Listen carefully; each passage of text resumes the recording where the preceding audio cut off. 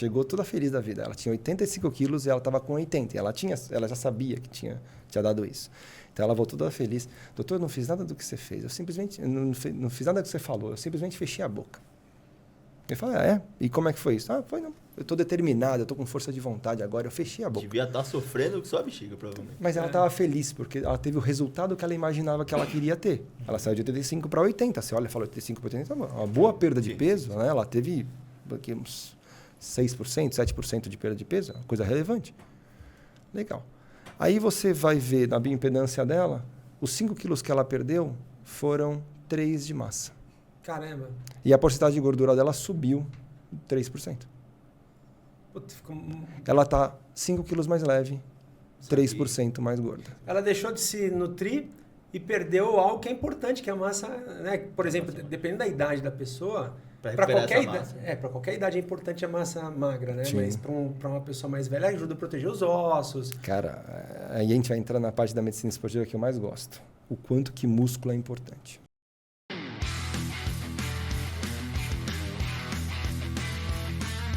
E fala, galera, tá começando mais um Overbooking. Antes de a gente apresentar o convidado, sempre dá um salve aqui pro Pedroca. Salve, Germano. E você, como está? E aí, Pedrão? É a Dai que tá aqui agora, que fala que ela não fala pra eu te cumprimentar, mas eu vou cumprimentar sempre. Salve, porque a gente acabou de se ver, acabou de jantar junto. Exato, né? Exato. Mas e aí, como você está, cara? Bem, graças a Deus. Então tá bom. E você também. Então aproveita já pra seguir o Overbooking Podcast em todas as redes sociais. Nós estamos no Instagram, TikTok. Também estamos lá no Spotify com um episódio de áudio e vídeo também. Mas principalmente, entra lá no YouTube, se inscreva, ativa todas as notificações. Por quê? Porque o YouTube ele vai te jogar o material em primeiro lugar e você vai descobrir sempre em primeira mão tudo que acontece aqui no Overbooking Podcast. Exatamente. Todos os nossos convidados você vai recebendo primeiro do que todo mundo. Exatamente. Sempre sair na frente, né? É importante sair na frente, né? E quem que é o convidado de hoje? Ó, o convidado de hoje é pra você que acompanha o Overbooking, estamos participando de um desafio, né? Sim. Ó o Germano como tá ficando fortinho. Ele tá usando até a camiseta mais apertada. Aqui, agora. ó, já tô comprando pé já. Você reparou, né? Reparou, né? Tá eu forte. Tô mudando o corpo, vou ter que mostrar, né? Exatamente. Tá bonito, cara. Tá ficando bonito. Tá bonito, E nós conhecemos aqui uma pessoa que quando a gente trocou ideia com essa pessoa, falou, não, a gente tem que levar ele no podcast. Sim, não exatamente. foi isso? Não foi esse Muita informação ele trouxe ali na hora, né? Exatamente. Foi uma consulta que passou voando, né? Porque foi muito bom, rica de informação e a gente vai trazer isso hoje pra você. Pra gente poder trocar uma ideia e você desmistificar muita coisa e aprender muita coisa também. E estamos aqui com ele, ele é médico, especialista em ortopedia, medicina do esporte, nutrologia também. Estamos aqui com o Dr. Diogo Cristo da Rocha. Bem-vindo, doutor. Muito obrigado. Palma, pode bater palma. Muito obrigado, bem-vindo. Bem-vindo, muito bem-vindo, cara. Ele tava falando aqui pra gente que, pô, a primeira vez, né, que você participou de um podcast, é isso? Eu tô absolutamente desconfortável, não tenho ideia do que fazer. Vamos fingir o seguinte, ó, que a gente tá chegando aqui no consultório e a gente vai trocar uma ideia. Eu sou mais das antigas, assim, de consultório. Hoje os médicos olho são do TikTok, né? Verdade. Eu nem tenho TikTok. Não tem TikTok? Vou ali pra fazer um TikTok. Ou seja, não dá pra fazer um telemedicina. É olho no olho. Telemedicina eu consigo, um com um. Mas essa coisa de me apresentar em público é absolutamente novo. Isso aqui você vai tirar de letra. É tranquilo, nosso primeiro episódio a gente vê dar risada. Eu tô muito exatamente. feliz de ser com vocês, porque como a gente já teve essa conversa em consultório, faz sentido. Sim. Isso é algo que a gente Não, e a vai gente ter tá aqui. vivenciando, né? É um momento, verdade. É um momento, tá vivenciando, passando pelo desafio 75 dias HCMC para fazer a mudança de saúde, do corpo, tudo. E eu tô gostando pra caramba. Tá sendo bom, tá sendo bom. É muito bom se cuidar. Exato. É divertido fazer o que todo mundo faz. É divertido fazer o que a turma faz, né? Churrasco, cerveja, festa, não se preocupar com o fim de semana, é tudo muito divertido. Mas não tem nada melhor do que se cuidar. Quando a gente se cuida e vai para a cama, cara, deitar a cabeça no travesseiro, é outra coisa. Já cabe uma pergunta aqui. A maior parte das pessoas que estão, né, fora de saúde, fora do peso e tal, é mais por uma questão... É a cabeça que vem primeiro? É mais psicológico? É uma adaptação psicológica antes de mais nada? Cara, é assim... Quando a gente vai falar em obesidade, é multifatorial.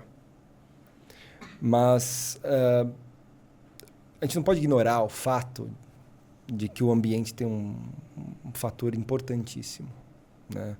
E a gente começa a observar isso claramente no convívio do consultório, a gente começa a observar isso claramente na observação social, né? Eu fui pro Hopi Hari esses dias lá com a minha namorada, a gente, cara, é incrível, é um lugar de gente jovem, com filhos jovens. Então, mesmo as pessoas que são pais ali são pais jovens, as crianças são jovens. E assim, é absurda a obesidade. Não é que as pessoas estão fora de peso, elas estão completamente fora. Hoje a gente tem estatísticas que falam que mais da metade da população brasileira convive com sobrepeso e obesidade. Isso é uma informação nova. Isso não existia antes.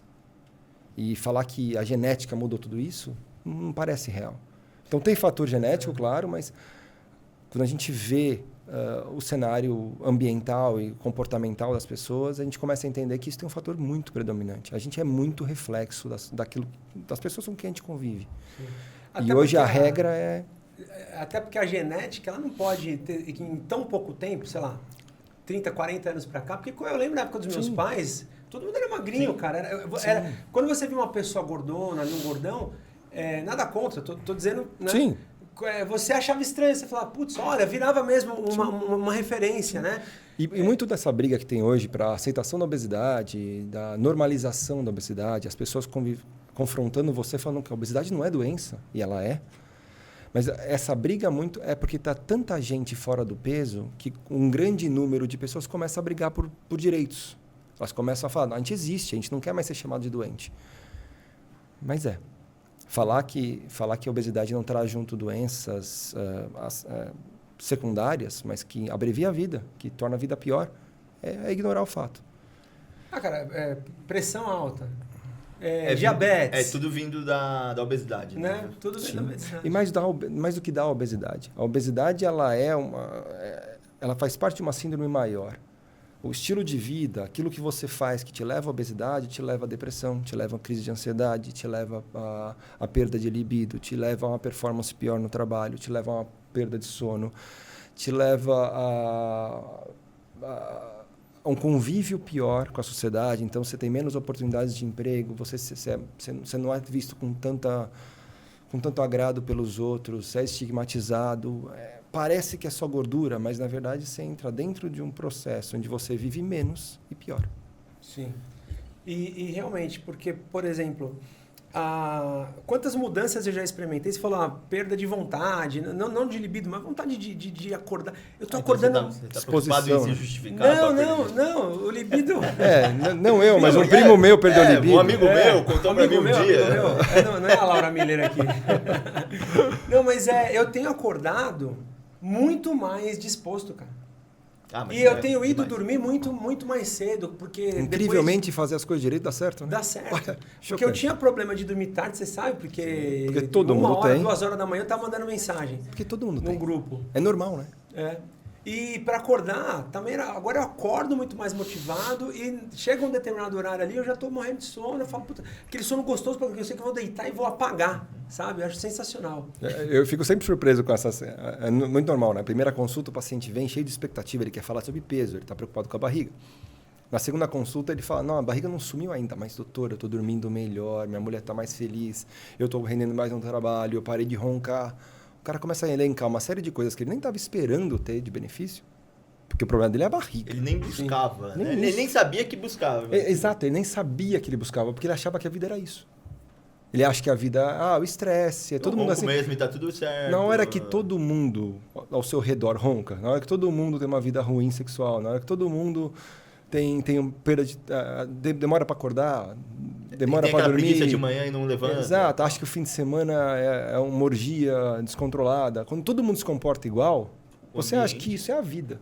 Não é isso, né? E aí na hora que você começa a fazer as coisas direito, você fala, caramba, não era isso. Dá para acordar bem, dá para dormir bem, dá para me cuidar e no meio do caminho descobrir coisas novas, que a vida era bem mais legal, cara, desse jeito. E a gente percebe isso nas queixas, né? Na vida real, o cara costuma conversar com a gente assim, não, agora que eu tô solteiro, comecei a me cuidar, tô fazendo não sei o que. Daí o cara casado fica, o cara casou, né? Sabe como é que é, o cara não faz nada. Aí o cara acha que a vida de casado é ruim, a de solteiro é boa. Mas na verdade é que em um momento ele tem uma pressão social para se cuidar e outro não. A percepção que o cara casou, ele não tem mais a pressão social de se cuidar. Agora que ele casou, ele pode, né? Mandar ver no churrasco, ter uma barriguinha, o calor do amor, né? Parei de me cuidar aqui. Não tem problema, tá casado, casou, amor. Quando eu tô solteiro, eu tô à procura, eu tenho que estar bem, né? Exato, eu tô na caça. Você tem uma pressão social. Um hunter. Exatamente. Aí depois... Você é um hunter, isso é caça também, né? Então você quer estar bem para a pessoa te buscar. Então, assim, a pressão social faz o cara se cuidar. Daí ele tem uma percepção que a vida solteira é melhor que a vida de casado. Quando, na verdade, é o que ele faz mais. E, por exemplo, esse negócio da convivência, né? Dos grupos que você convive. Tem um monte de armadilhas aí, não tem? Total. Enquanto as pessoas não entenderem que, enquanto elas estiverem naquele ambiente, elas vão se comportar daquele jeito, elas vão ter problemas. Uma coisa que eu gosto de fazer muito em consulta a minha média de paciente não são vocês. Não são homens jovens. Tem uma parcela grande de homens jovens, mas a grande maioria das minhas pacientes são mulheres acima de 30 anos, casadas, que comparecem ao consultório sem companheiro. Porque elas entendem que o problema é ela. Então, assim, ela entende que ela precisa mudar. Ela não tem força de vontade, ela não tem determinação, ela não tem vergonha na cara. Elas sempre me trazem esses termos. E tem um agravante, porque o marido já está nessa pegada do churrasco, dos amigos, sem pressão nenhuma. A barriguinha é normal. Exato. É normalizado o corpo do homem ter a barriguinha. É normalizado o casado já ter um comportamento de casado, né? E a mulher, quando ela tem pequenas alterações no corpo, ela é rejeitada. E aí ela entende que ela precisa mudar. Ela precisa ter uma determinação diferente, ela precisa organizar a vida dela sem interferir o cara. Ela não quer mexer nisso. Ela não coloca ele como parte do processo da mudança. Ela nem enxerga ele como problema. Quando a gente começa a conversar, ela começa a ver que ele é problema. Porque nós, homens héteros, nós engordamos mulheres héteros. A gente faz isso involuntariamente, pelo simples fato que a gente precisa de 50% mais de energia no dia do que elas. Entra mais um pouco nisso, explica pra gente. Olha bem isso aqui. Homens héteros engordam mulheres héteros também. Isso acontece no mundo homossexual também, mas aqui nas mulheres o grito é muito maior. Então explica pra gente o porquê dessa questão. Eu quero saber agora. Somos bichos diferentes. O gasto calórico médio do homem, a gente está falando de gasto basal, tá? O que custa para o nosso corpo para manter o nosso corpo vivo. Isso eu não estou falando das coisas que a gente faz. Só para manter nosso corpo vivo, a gente fica entre 1.700 e 2.000 calorias, tá bom? Sim, um homem médio. Quanto mais massa muscular você tem, mais caro é teu corpo. Quanto menos massa, menos gasto calórico você vai ter, então vai ficar mais baixo, ali mais perto de 1.500. As mulheres, em média, ficam entre 1.000 e 1.400. Nossa, muito menos. Você fala, não, pô, a diferença aí é de 600, 700, 500 calorias diárias que uma pessoa pode comer e outra. E elas convivem no mesmo ambiente. Se você pegar isso e extrapolar para 10 dias, dá 5.000. Eu estou falando do mínimo, né? Sim. Se extrapolar para um mês, você está falando de 15.000. Se a gente jogar isso para 600, 700 calorias, a gente vai ter uma vantagem entre 15 e 25.000 calorias mensais sobre as mulheres. Por isso que a nossa pizza de fim de semana faz muito menos estrago na gente do que nelas. Só que o homem não tem essa percepção. Ele entende que ele está comendo mais ou menos bem, ele está com o corpo legal, porque o corpo dela está mudando. Ela deve estar fazendo algo errado, é aquele doce que ela come. É aquela coisa que você não liga, mas que ela liga, então você culpa aquilo. Não, e tem mulher que você vê, às vezes, quando eu saio com amigos e tal, que a mulher fala, não vou comer o doce. Aí ela já, inclusive, ela come menos do que... Ela se apresenta. Tem mulher que ela já comendo menos, ela observa que ela come menos. Pô, eu comi 2 pedaços de pizza, o cara comeu 6. A pizza tem 8, né? Que eu engordo ele não. Como é que isso acontece? É exatamente por isso. Quer dizer, o corpo dela, para se manter, precisa de 1.300, 1.400 calorias. E a do cara 1.800, 1.900. Tudo que a gente consumir a mais do que isso vai ser... Aí entra um pouquinho da conta... Aí não é tão... A gente está falando de basal. Aí. Sim, basal, parado. Mas aí você tem um outro número que vai ser o teu dia a dia ali. Isso. Ele vai aumentar um pouco. Isso. Mas o que eu consumir acima disso... Se você somar o teu basal com o que você faz, em termos de gasto calórico, né? Então... quantas calorias eu preciso para viver e quantas calorias eu gastei no meu dia fazendo atividade, seja do dia a dia, seja de atividade física, você pega a soma, isso tudo é o teu gasto total de calorias no dia. Se você consumir mais calorias que isso, o teu corpo vai pegar esse excesso de gordura, de calorias, e vai guardar na forma de gordura. Então, toda a gordura que a gente tem estocada no nosso corpo nada mais é do que um estoque energético. Por isso que é tão importante e relevante o quanto você gasta no dia a dia. Certo. Porque se tem um troço que você vai fazer todo dia, é ficar vivo. Sim. Tem dias que você fica mais largadão, tem dias que você fica mais ativo, tem dia que você vai na 25 de março, né? Você vai fazer coisas que vai gastar calorias. Tem dia que você faz treino, tem dia que você não treina. Mas uma coisa que você fez todo dia é ficar vivo. Então, o gasto basal é algo muito relevante, que nos traz para uma outra coisa, que é como a gente mexe nesse gasto basal. Legal. A gente conversou aqui já. A nossa vantagem em relação às mulheres é o gasto basal. E o que o homem tem diferente da mulher? A quantidade de músculo maior? Que é resultado de uma testosterona. Certo. Então, nós temos testosterona muito maior que mulher. Coisa de 20 vezes mais. E como a gente tem essa testosterona atuando no nosso corpo, ela mantém a massa magra e, lógico, durante a nossa formação ela aumenta a massa magra e depois ela ajuda a manter. As mulheres têm uma testosterona muito baixa, então ou elas estimulam de outras formas, ou a tendência é elas terem uma massa magra muito baixa. Ou seja, a massa magra determina a quantidade de calorias que a gente gasta do dia. O que explica por que pessoas que treinam musculação têm melhor sucesso na perda e manutenção do peso do que pessoas que ficam focando em exercício aeróbico. O que é uma... O aeróbico nos traz massa magra. Músculo. Mas a questão é que, aí, por exemplo, vamos começar a entrar nos achismos aqui. Ótimo. Então, por exemplo, Gosto. eu era uma pessoa que eu era extremamente... enfim, não tinha estudo nenhum sobre esse caso. Leiga. Então, na minha cabeça, quanto mais eu suasse, quanto mais eu transpirasse, quanto mais eu ficava ali, minha camiseta molhada que dava pra torcer, tô emagrecendo. E Você tá queimando gordura ali, né? A pessoa, ela pensa... E é muito comum isso, as mulheres sempre reclamam pra mim. Eu vou na academia, eu não sou. Meu marido sua pra caramba. Por que eu não suo nunca? Não, que nem... Então deve ser, eles entendem eles entendem que isso é o fator que emagrece. Sim. Se eu fosse depender de suar, eu nunca emagreci, porque eu não transpiro. Vocês sabem como é que a gordura sai do corpo? Como que a gordura sai? Isso é uma coisa interessante de conversar. Porque a gente fala de suor porque a gente imagina que tá derretendo. derretendo. Imagina que é o suor, pela urina, sei lá, pela urina, pelas fezes. É normal imaginar isso, né? Porque se a gente aprendeu que a gente engorda colocando mais calorias no corpo. E a via é oral, né? Sim. Você está comendo ou bebendo calorias. É intuitivo que deve sair por baixo, mas não sai. A gordura é uma molécula. E ela fica guardada no nosso corpo como reserva energética. Quando a gente consegue gerar um ambiente de déficit calórico, a gente vai conversar um pouco mais disso depois, mas quando a gente começa... Quando existe necessidade do corpo usar essa gordura como fonte energética, quando a gente precisa da energia da gordura, aí o corpo quebra essa gordura.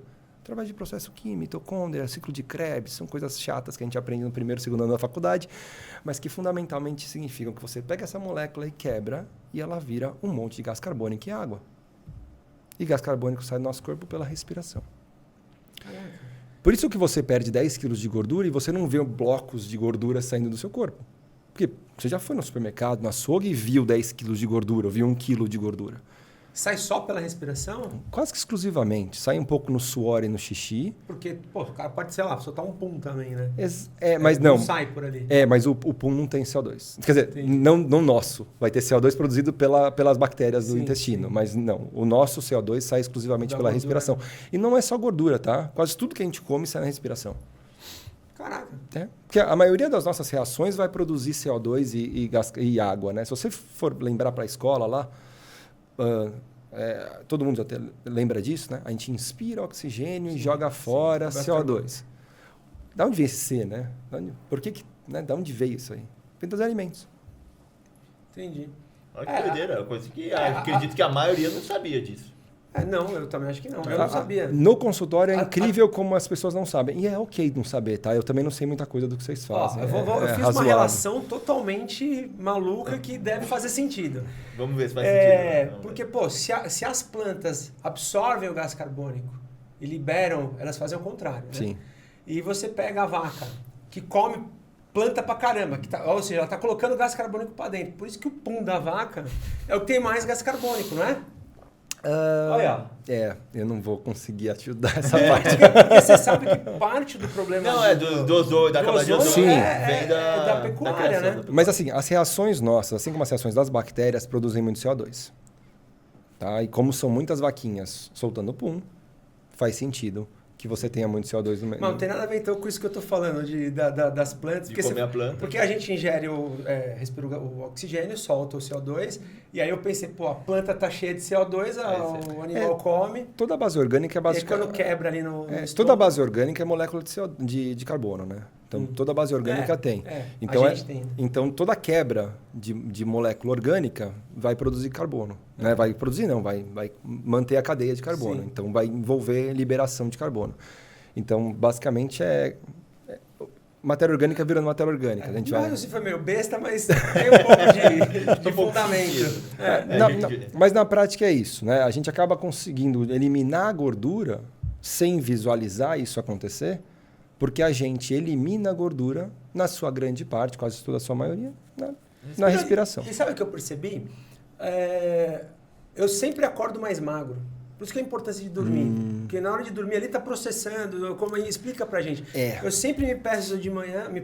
Se eu peso à noite de manhã, eu tô sempre mais magro. E a aparência no espelho também você percebe. Verdade. E por que isso acontece? Eu acho que o corpo tá... Sei lá, tá regenerando os músculos, tá processando ali. Cara, Mas é muito doido. Né? E uma coisa que a gente tenta orientar para os pacientes é não ficar se pesando o tempo todo. A variação do peso no dia inteiro, ela é muito grande. Né? Eu consigo perder 2 quilos jogando bola com meus amigos e não quer dizer que eu emagreci nesse período. Da mesma forma... Exato. Da mesma forma, eu não fui no churrasco, voltei 3 quilos mais pesado e ganhei 3 quilos de gordura. Não foi isso que aconteceu? Eu vou para Cancún, volto 5 quilos mais pesado. Engordei 5 quilos. Um amigo meu foi esses dias para Cancún. Daí ele voltou, postou isso. Gente, engordei 5 quilos em uma semana. Calma lá, né? E aí eu virei para ele e falei, cara, para de graça. Não, o cara é médico. Para de graça. Isso aí é cocô e água. Já você perde. Tá com barriga de cocô, cara. Vai no banheiro. Eu usei outros termos, mas eu falei, isso é cocô e água. E daí deu 3 dias, ele postou lá, galera, já voltei pro meu peso. Daí eu falei, pronto, agora você ensinou esse milhão de gente que te segue que dá para perder 5 quilos em 3 dias, seu maluco. E não foi isso que aconteceu. Tá? Então, a variação de peso ela é uma variação... e é importante a gente ter essa noção, porque muita gente usa o parâmetro da balança como um parâmetro absoluto. A variação de peso não determina emagrecimento. Quando a gente vai falar de superobesos ou de obesos, realmente a balança é útil, porque a gente vai ter que criar um conceito de obesidade, de peso sentinela. Que a pessoa, quando começa a reganhar peso, aquilo tem uma interferência grande. Mas isso vai acontecer com os grandes obesos, porque a perda de peso neles, invariavelmente, como eles têm muita gordura, vai ser gordura. Agora, quando a gente fala com a população em geral, os falsos magros ou pessoas que estão começando a fazer atividade física, variações ou não variações na balança podem não representar absolutamente nada. Quando você olha para a balança, vamos pegar o meu caso.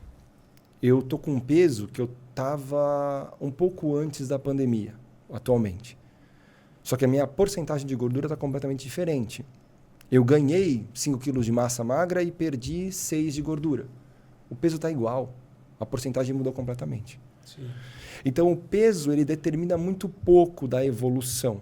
Ele é um fator relevante quando a gente olha na figura geral, mas assim, não é algo que você...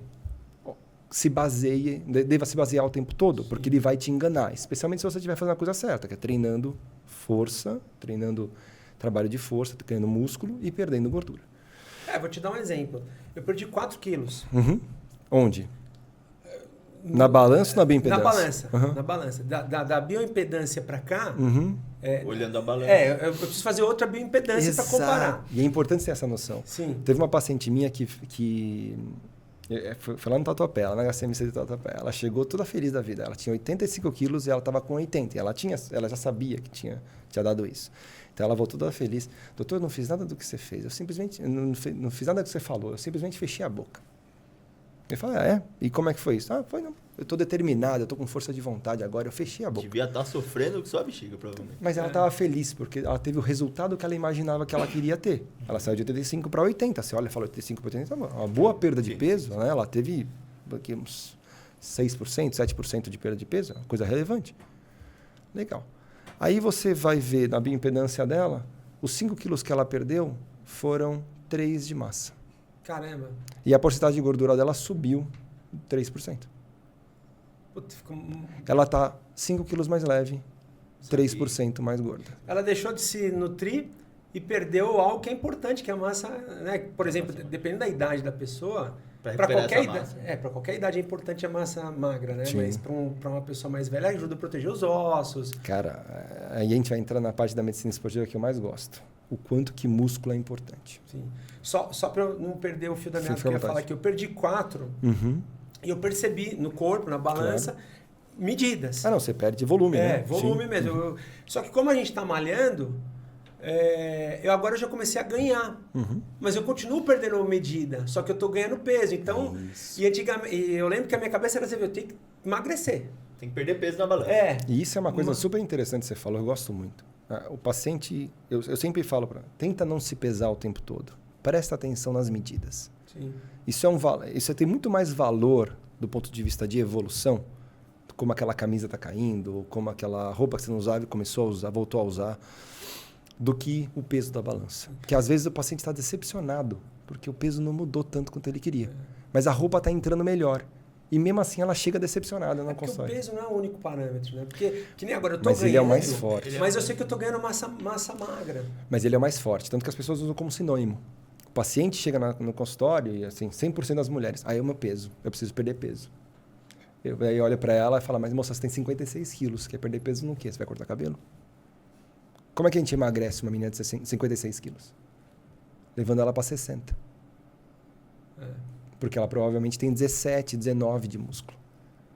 E aí eu preciso colocar essa menina com 25 de músculo. Aí ela vai secar mesmo, né? Porque ela vai secar gordura, mas vai ganhar músculo. O músculo, só para entender, o volume de 1 quilo de músculo, vamos tentar fazer um comparativo aqui? Ou é impossível fazer isso? Não é impossível. Inclusive, a gente costuma ter no consultório. Tá, por exemplo, vamos pensar em volume. 1 quilo de gordura seriam 2 canecas para 1 caneca de músculo? De forma geral, quando você olha para 1 quilo de carne no açougue e 1 quilo de gordura de banha, você consegue ter uma noção melhor. Mas, basicamente, é uma diferença relevante, né? A densidade é diferente, né? Então, às vezes, você tendo o mesmo peso, mas com distribuições diferentes, você vai ter volumes diferentes. Com a mesma altura de pessoa ali, mesma É isso que eu falei. A menina de 56 quilos vai se sentir muito mais magra com 60 se isso for músculo. Certo. Sim. Se a gente conseguir esse ganho em músculo, do que se ela chegar em 60 quilos com gordura. Entendi. E é muito comum, por exemplo, a menina chegar no consultório, uma mulher de 40 anos, falando, eu tô com o mesmo peso de quando eu tinha 25, só que eu tô me sentindo mais gorda. O que aconteceu? Com a idade e o estilo de vida, o acúmulo de anos do estilo de vida, ela foi perdendo músculo e foi ganhando gordura. O peso na balança ela foi controlando, porque é isso que ela faz restrição. E aí ela perde mais músculo e aí ela engorda mais um pouquinho. O peso na balança não muda, mas ela está com um volume diferente. Agora ela percebe flacidez, um pouco de barriga, ela se incomoda. E eu vou te falar uma coisa.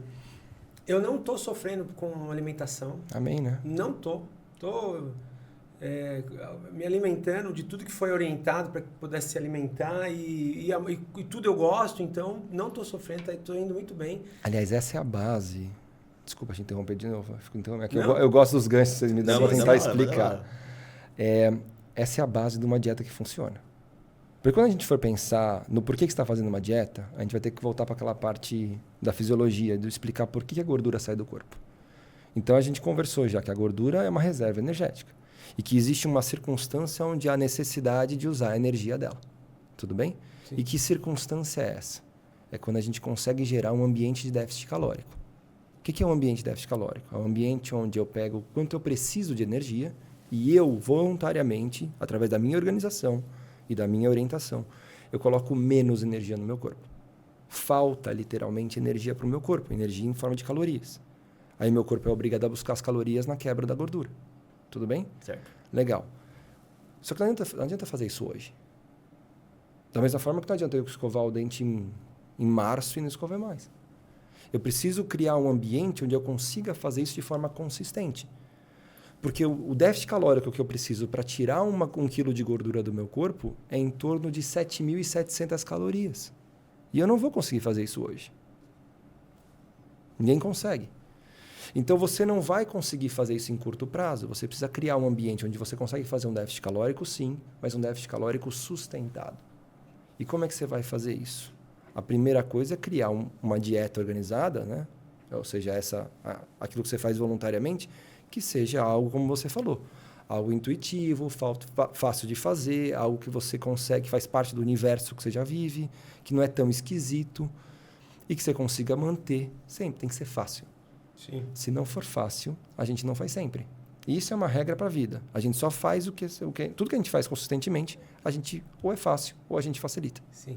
E essa foi uma dica que você deu para a gente no consultório e que eu já levei e já fui conversando com a minha esposa a respeito. Falei, essa questão de ter tudo à mão. Então, por exemplo, como você falou, se você tem um chocolatinho no armário, tá fácil. A hora que bater a vontade, você fala, pô, tá lá, eu mereço, já malhei a semana inteira, não tenho mais. E outra coisa, que nem eu comprei, falando um pouco de mim aqui, né?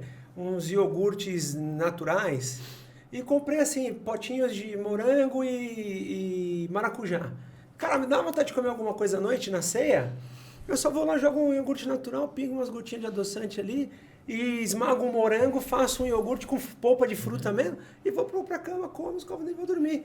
Cara, aquilo me sacia e no outro dia eu já acordo com aquela fominha, mas tá fácil, já tenho uma reserva de iogurte, mas é reserva de umas frutinhas. Você facilitou o processo para que você não fuja daquilo, né? Para que eu não fuja daquilo. E tem mais coisa na tua frase. Só nessa fala que você falou, tem umas 3 coisas que eu consigo apontar que são mudanças de comportamento importantíssimas. A primeira, eu falei com a minha mulher. Se você não engaja as pessoas da casa, é muito difícil mudar o ambiente.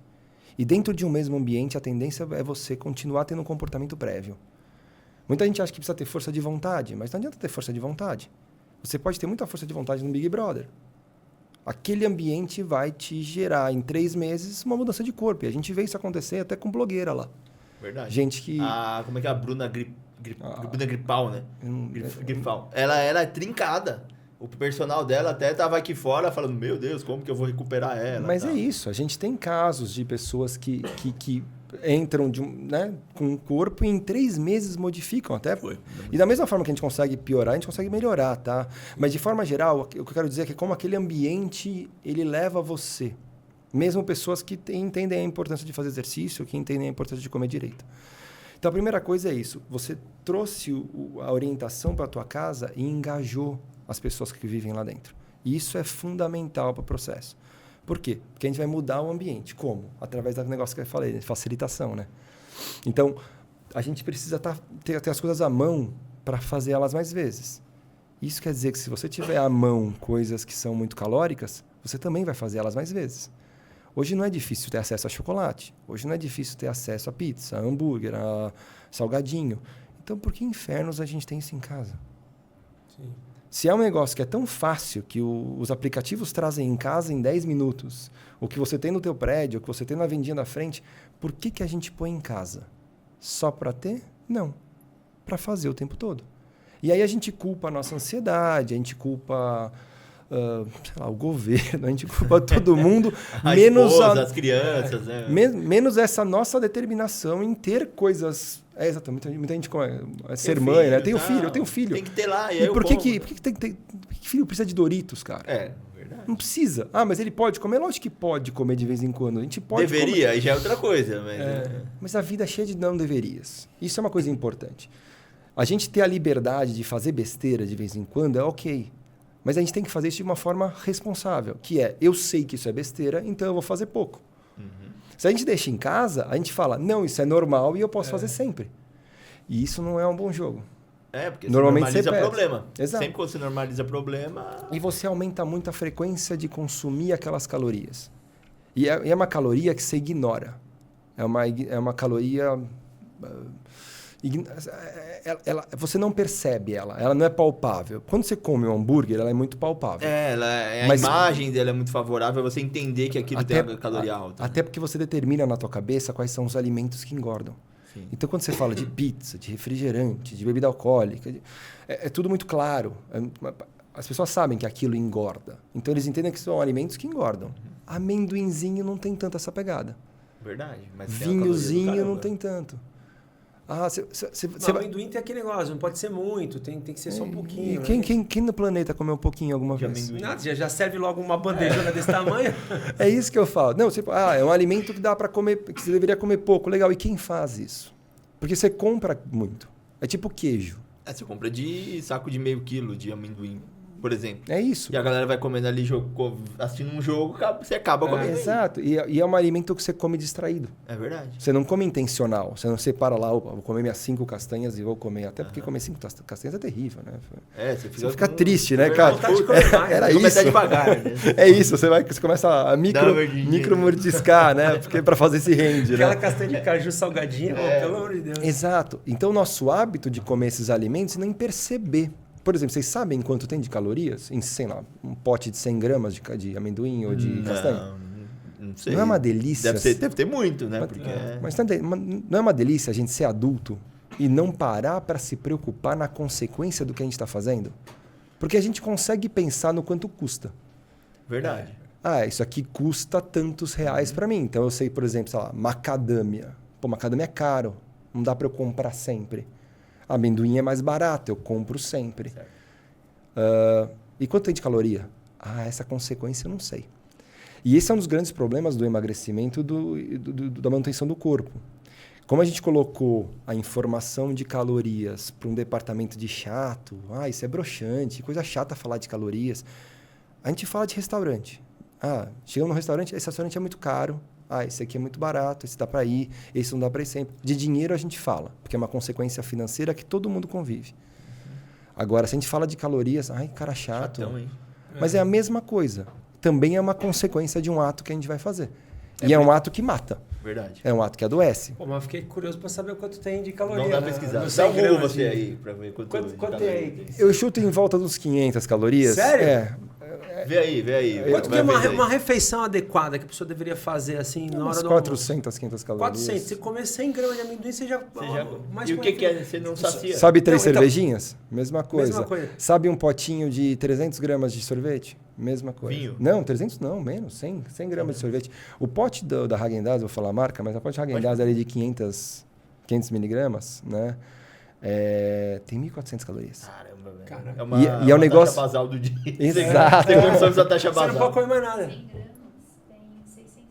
600. Acho que tem umas 500. Não estava tão longe. Não, e o pior é o seguinte, Obrigado. por exemplo, é mais do que uma refeição, uma vez e meia uma refeição, só que a refeição tá cheia de nutrientes, né? Exato. E a saciedade é outra. Sim. Você sabe quanto que tem no lanche do Mac?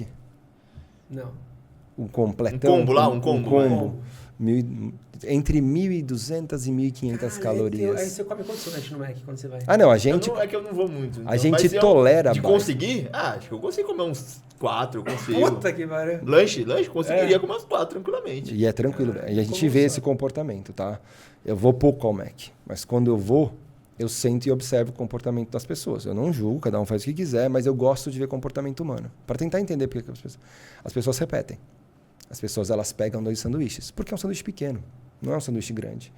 Ela não te traz saciedade, né? Você pega hambúrgueres que trazem mais saciedade. O hambúrguer do Mac não é o caso, tá? Vocês falando de hambúrguer, eu lembrei daquele programa, Pesos Mortais. Né? Quilos Mortais. Quilos Mortais. Que tem aquele doutor, não sei o que lá, na Usarada, não é? Sim. E aí, fazendo um link já com tudo que a gente já conversou, né? Que falou do lanche, eu lembrei de um episódio que era um puta de um cara gordão e a mulher também era gordona. E a filha também era gordona, só que a mulher era o caso... Era o caso do programa. O cara era mórbido, só que a mulher era o caso do programa porque ela nem conseguia mais levantar da cama. É isso que eu ia falar. O que eles fazem muito... Eu vejo pouco esse programa, mas Sim. Eu tenho noção do que ele é. Eles sempre focam no papel do facilitador. Sim. Isso que eu ia Tem falar. que ter alguém que leva a comida para uma pessoa que não consegue sair da cama. E isso que ele leva... Isso é o extremo do ambiente, aí a mulher, coitada, ela precisava entrar numa dieta... E o cara não... Mas o cara continua comendo o hambúrguer. Lembra que eu falei da diferença metabólica do homem para a mulher? Se o cara tá fora do peso... Né? Se o cara que tá fora do peso... se o cara que tem mais gasto calórico tá fora do peso... Imagina a quantidade de disponibilidade que tem de calorias naquele lugar. Então, sim. Porque imagina só, vamos supor, quando os dois casaram, eles poderiam ser gordos ou não... E aí ia comer um hambúrguer. Ele comia 2, aí ela comia 2. Aí ia comer a barra de chocolate. Ele comia 1, ela comia 1. Se ela não Só que ela vai engordar 2 vezes mais do que ele. Total. Você vai ter exatamente essa relação. Se você mantiver esse comportamento, o comportamento masculino que engorda, certamente você vai trazer essa resposta para a mulher também. Cara, então a mulher, além dela tem que comer menos... Ela não tem que comer menos.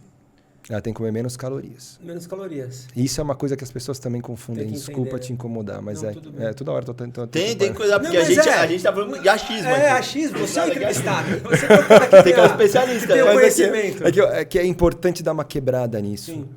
Intuitivamente, as pessoas pensam, legal, então se eu preciso emagrecer, eu tenho que fazer déficit calórico, então é só fechar a boca.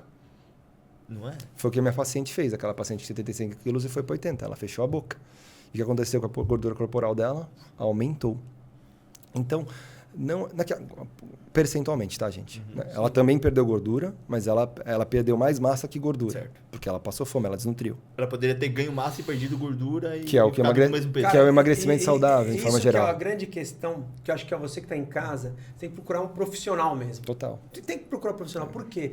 Porque a gente é assim, você viu o que eu acabei de falar? Eu falei assim, a mulher tem que comer menos. Não, tem que comer menos calorias. Mas já tá na cabeça dos nossos pais, da gente, que você tem que comer menos. Restritivo. Só que se você parar de comer e não colocar os nutrientes para dentro, você não consegue fazer seu músculo crescer. Isso é importante. Entendeu? Ou crescer ou pelo menos segurar a perda. Porque quando a gente vai falar de grandes perdas, a gente fala de até 25% dessa perda sendo saudável se ela for de massa magra, tá? Então é normal quando você perde... Perdão. É normal quando você perde massa como um todo, quando você emagrece como um todo, quando você perde muito peso, que até 25% desse peso seja de massa magra. Isso a gente considera saudável. Não foi o caso daquela minha paciente, que perdeu mais de 50% de massa magra. Aí houve uma perda ruim, assim, ela acabou emagrecendo, ela acabou perdendo peso, mas aumentando a quantidade de porcentagem de gordura no corpo dela. Quando a gente fala em comer menos, a gente tem que falar em comer menos calorias. E as pessoas acham que o segredo para isso é fechar a boca.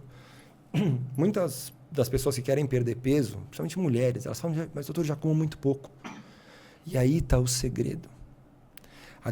Um dos grandes erros que a gente comete tentando emagrecer é restrição.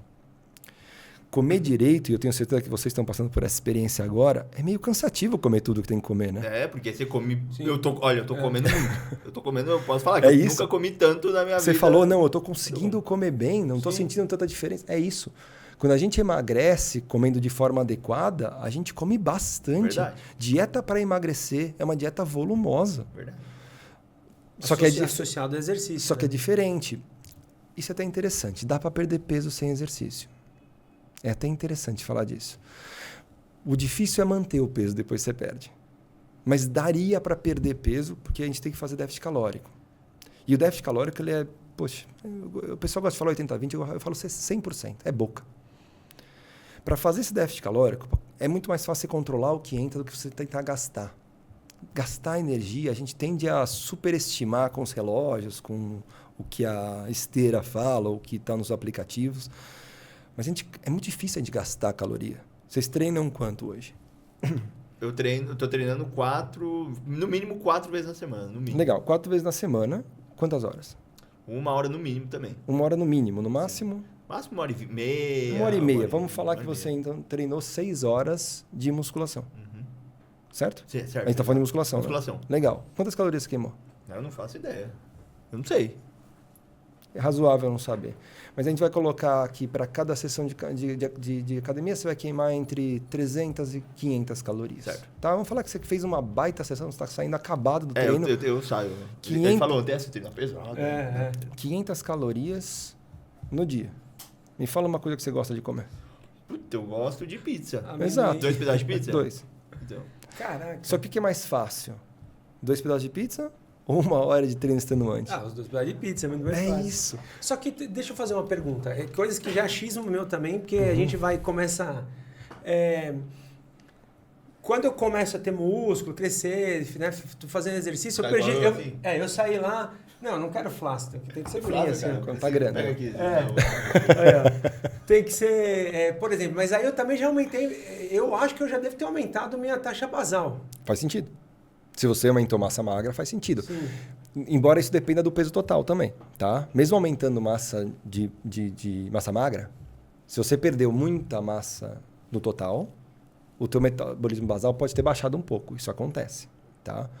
Então, Se eu perdi massa magra, né? Não, mesmo ganhando massa magra, se você perder uma grande quantidade de massa gorda, você também vai baixar. A conta, ela passa um pouco sobre a massa total. Entendi. Mas, de forma geral, a massa livre de gordura tem o maior determinante. Ele é o maior determinante da massa da taxa metabólica basal. Mas isso pode acontecer, de você sair de um peso muito grande, um paciente de 120 quilos, ele vai gastar mais que um paciente de 90 quilos via de regra. Tá? Mesmo que essa perda tenha sido de gordura e no período, ele tem, nesses 30 quilos, ele tenha perdido um pouco de massa magra dentro daqueles 25% que a gente falou.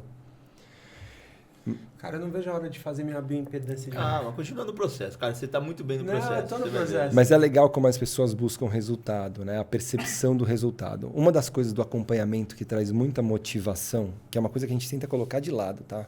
Gente motivada não é consistente. Eu não quero gente motivada para fazer nada. Eu preciso de gente consistente. Consistente é aquele cara que vai trabalhar todo dia. Você não acorda para trabalhar todo dia, vou trabalhar. Não, você acorda e fala, isso aqui é importante para mim. Tem um propósito, então você faz. Você faz se estiver chovendo, você faz se a criança estiver doente, você faz se o pneu do carro furou, você faz. Porque você tem que fazer, é um propósito. É a mesma coisa de treino. Eu não quero que você vá treinar porque você está motivadão, porque você está... Não, eu quero que você vá treinar porque você entende que aquilo é importante. É isso que torna a coisa consistente, lógico, propósito mais a facilitação que a gente falou. Tem que ser fácil. Não adianta você, preciso treinar, agora eu vou para o Cambuci treinar. Não dá, é muito longe. Sim. Ficou difícil, tá? Para mim, eu tive uma sorte também, além de entender, passar pela HCMC, fazer a consulta com você lá e todo o processo, mas o lugar que eu estou me mudando agora tem uma academia que eu vou todo dia para lá. Olha lá. O espelho é um motivador muito grande para mim. Então, olhando no espelho e percebendo as diferenças do meu corpo. O homem tem essa vantagem também, né? A gente perde peso mais rápido e define músculo mais rápido. É verdade, é muito rápido. Então, a gente tem um retorno da imagem, do caimento da roupa, da imagem do espelho. A gente consegue observar detalhes na gente, porque como tem menos gordura na cintura escapular, né? A gente vê o peitoral crescer mais rápido, a gente vê o ombro definir, a gente vê o osso da clavícula aparecer mais fácil. Então, a gente vê bíceps e tríceps muito mais rápido que mulher. Então, a gente consegue ter esse retorno, a coxa. Porque assim, eu sei que tu tá falando de motivação. Sim. Mas eu tô na pegada de entender. Eu já entendi que é importante e eu tô motivado ao mesmo tempo, sabe? Mas isso que é legal da motivação, porque ela tem um valor. Vocês foram começar o plano com a gente, na clínica, motivados. O que leva vocês é a motivação. E aí tem algumas das coisas que vocês fazem que ajudam a reforçar a motivação. Ela não é um fator a ser ignorado. É um fator que não pode ser sozinho. Não pode ser o principal. Exato, não pode ser o principal, não pode ser sozinho. A motivação ela vai acabar. Você gasta muita energia para conseguir ficar motivado todo tempo, você não consegue. A gente varia a motivação em tudo, absolutamente tudo. Né? Relacionamento não pode ser motivado, trabalho não pode ser motivado, você tem que fazer porque aquilo é mais importante para você. Então, mas certamente motivação ajuda, tá? Sim. Por exemplo, é muito mais fácil você descer para o treino, mesmo sendo no teu prédio, se você tiver marcado com o personal. O compromisso com outro ser humano e o fato de você ter gasto dinheiro, porque o personal normalmente se você não for naquela aula, você já pagou por ela, e o dinheiro é uma coisa muito motivante para a gente, até que a gente se mata de trabalhar para conseguir, faz a motivação, faz você fazer mais daquilo. O fato de você estar num programa exposto nas redes sociais, você tem uma cobrança de entidades... Verdade. De entrega, você tem que entregar. Exato. Né? Não, são pessoas que você talvez nem conheça, mas tem lá aquelas milhares de pessoas que te seguem, elas precisam... Elas te geram uma pressão de fazer a coisa. E você está fazendo isso com um colega.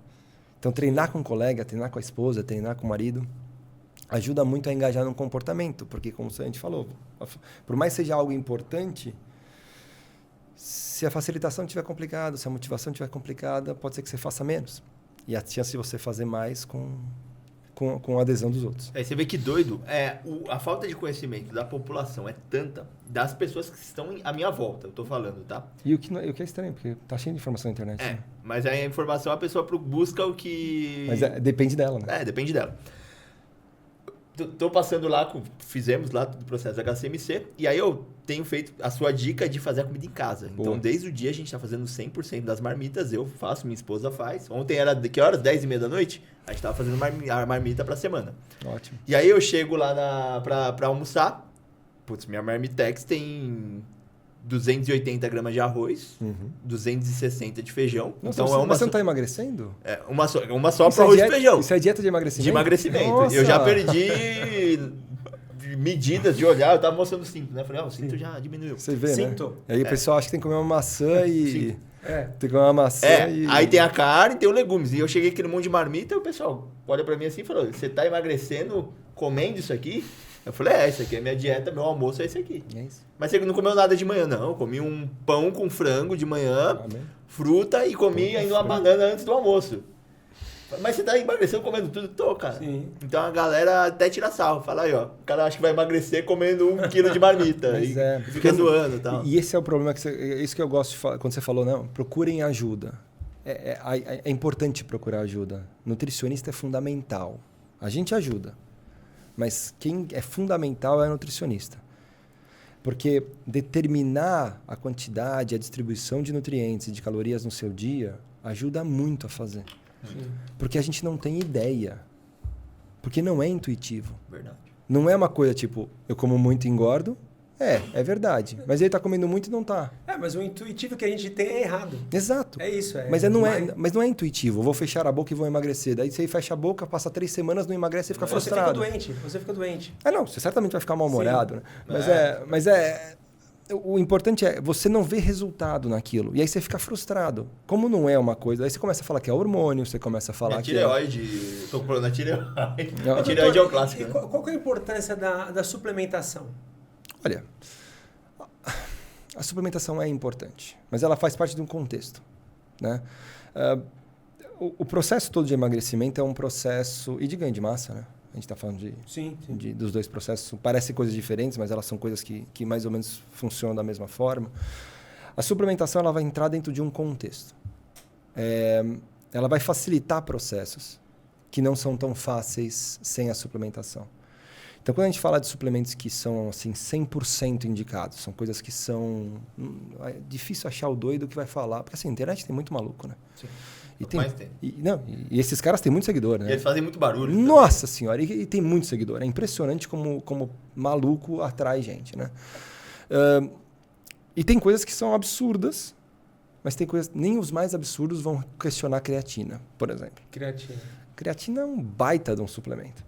Certamente ajuda muito em processos de emagrecimento, ajuda muito em processos de ganho de massa, ajuda muito no controle de doenças crônicas, como diabetes, hipertensão, ajuda muito em depressão. Ô, louco, creatina, Hoje tem pesquisa associando a ganho cognitivo. Nossa, mas então eu posso dar para idoso? Não vai sobrecarregar o rim? Não, não vai. Então são coisas que a gente... E estou falando, lógico, creatina. A gente pode falar aqui de whey, por exemplo. Não, whey é um baita alimento. É um suplemento, mas é um alimento na prática. Ele é só uma parcela do leite. Mas leite não é inflamatório? Meu Deus, não. E aí a gente tem que começar a entender um pouco de terrorismo alimentar, como uma das formas de você existir na vida de todo mundo, especialmente em redes sociais, é criar inimigos comuns. Então, se eu determino que o magnésio vai mudar a tua vida, eu começo a criar um monte de suplemento de magnésio. Se eu determino para você que o leite vai fazer mal, a gente vai lá e condena o leite é um inimigo. E aí você começa a criar uma série de pessoas, porque todo mundo já tomou leite alguma vez e se sentiu mal, ou comeu muito queijo e se sentiu mal. E a pessoa começa a associar essa informação e fala, nossa, por isso os outros médicos não sabiam isso? Não sabiam? Só você. Só esse guru... Afirmou que eu... Não, mas e as pessoas olham para isso e falam, não, esse guru falou que o leite faz mal? Já sei.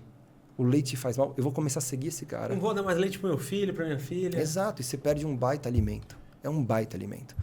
Inclusive o whey é base disso. Daí vai ter um monte de gente que vai parar de tomar whey agora, porque agora sacou que vem da base do leite. É literalmente soro do leite, né? Que é bastante proteico, então vale muito a pena a gente...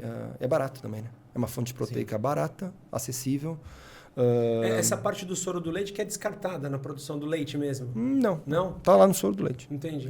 O leite tem várias partes. É uma das partes do leite que você toma. Mas assim, em termos de suplementação, tem muita coisa que tem validade, tem outras coisas que não tem tanta. A gente vai falar de glutamina, para performance não se mostrou real. Por muito tempo você acreditou que glutamina podia melhorar e não se provou. BCA... BCA, é verdade. Não, preciso BCA para regeneração da musculatura. Tem BCA. BCA é uma cadeia complexa de aminoácidos, tá? Ela está presente no whey. Ela está presente em 2 filezinhos de qualquer tipo de carne. No seu dia a dia o que então, o BCA não é que o BCA não funciona, ele só não se faz necessário porque a gente tem outras fontes. Não precisa suplementar porque a gente já consegue naturalmente. Exato. Aí vem a vitamina D. Pô, vitamina D é super importante, cara. Ah, mas eu preciso suplementar? Via de regra, não. Porque a gente vive, né, a gente consegue metabolizar com sol. Quem aqui toma sol? Em São Paulo. E o que a gente vê é uma quantidade enorme de pacientes com vitamina D abaixo de 20. E abaixo de 20 você tem uma hipovitaminose, aí você tem um problema, deficiência da vitamina D. Aí vale a pena suplementar. Ah, então tem que colocar vitamina D para todo mundo? Não, é algo individual. A suplementação ela vai ajudar, porque quando você pega a vitamina D, por exemplo, tem muito a ver com disposição, né? A gente fala de testosterona, putz, testosterona está na moda agora, né? Então, quando é que você vai suplementar isso? Quando você tem déficit, quando você tem deficiência daquela quantidade, daquele hormônio, ou daquela vitamina, ou daquele nutriente, aí você suplementa. Mas a grande maioria das vitaminas você consegue numa dieta adequada. Ah, então para comer fibra adequadamente eu preciso comer tudo integral? Não. Meu doutor não gosta de arroz integral? Não, come arroz integral. Ninguém precisa de arroz integral. Come arroz normal e começa a comer repolho, começa a comer brócolis, começa a comer legumes. E vegetais em geral, come grãos, você vai ter fibras ali. Você não precisa do macarrão integral, que particularmente eu não curto. Então, assim, as pessoas elas acabam elegendo alimentos do bem e alimentos do mal e achando que suplementar vai resolver muita coisa. Muito isso de eleger também vem da indústria. Porque a indústria, tá lá claro, lançando um produto ali. Lógico, tem que levar, falar, cara, isso aqui é melhor que esse. Mas é claro. Se todo mundo está histérico por saúde e eu consigo vender um produto que tem fit no final do nome, meu Deus do céu. É igual aquele bolachinha da Nestlé lá. Isso, bolacha. Nesfit. Pô, aquilo tem caloria pra cacete. Ela tem, e a galera come ela vai ter tantas calorias quanto qualquer bolacha. O whey, né? A minha mãe falava assim pro meu sobrinho, ele deixava em cima da geladeira. Olha lá, tá vendo? Aí ele começou a ficar forte pra caramba, né? Aí todo mundo, você tá tomando alguma coisa que não pode. Exato. Tá vendo? Eu tô falando, ele vai morrer, esse moleque vai morrer. Por causa do whey. Por causa de uma parte de um leite que tá lá em cima. Isso aconteceu lá em casa também. Dona Laura que me perdoe, mas ela também. Eu não sei se eu gosto de você tomando essas coisas aí, não. Minha mãe, né, chega, pô, meu filho, a gente sabia que você tá mexendo com esses negócios e tal, começa a ficar triste, né, com o filho e tal. Aquele potão enorme, né? Meu filho tá começando por um caminho errado.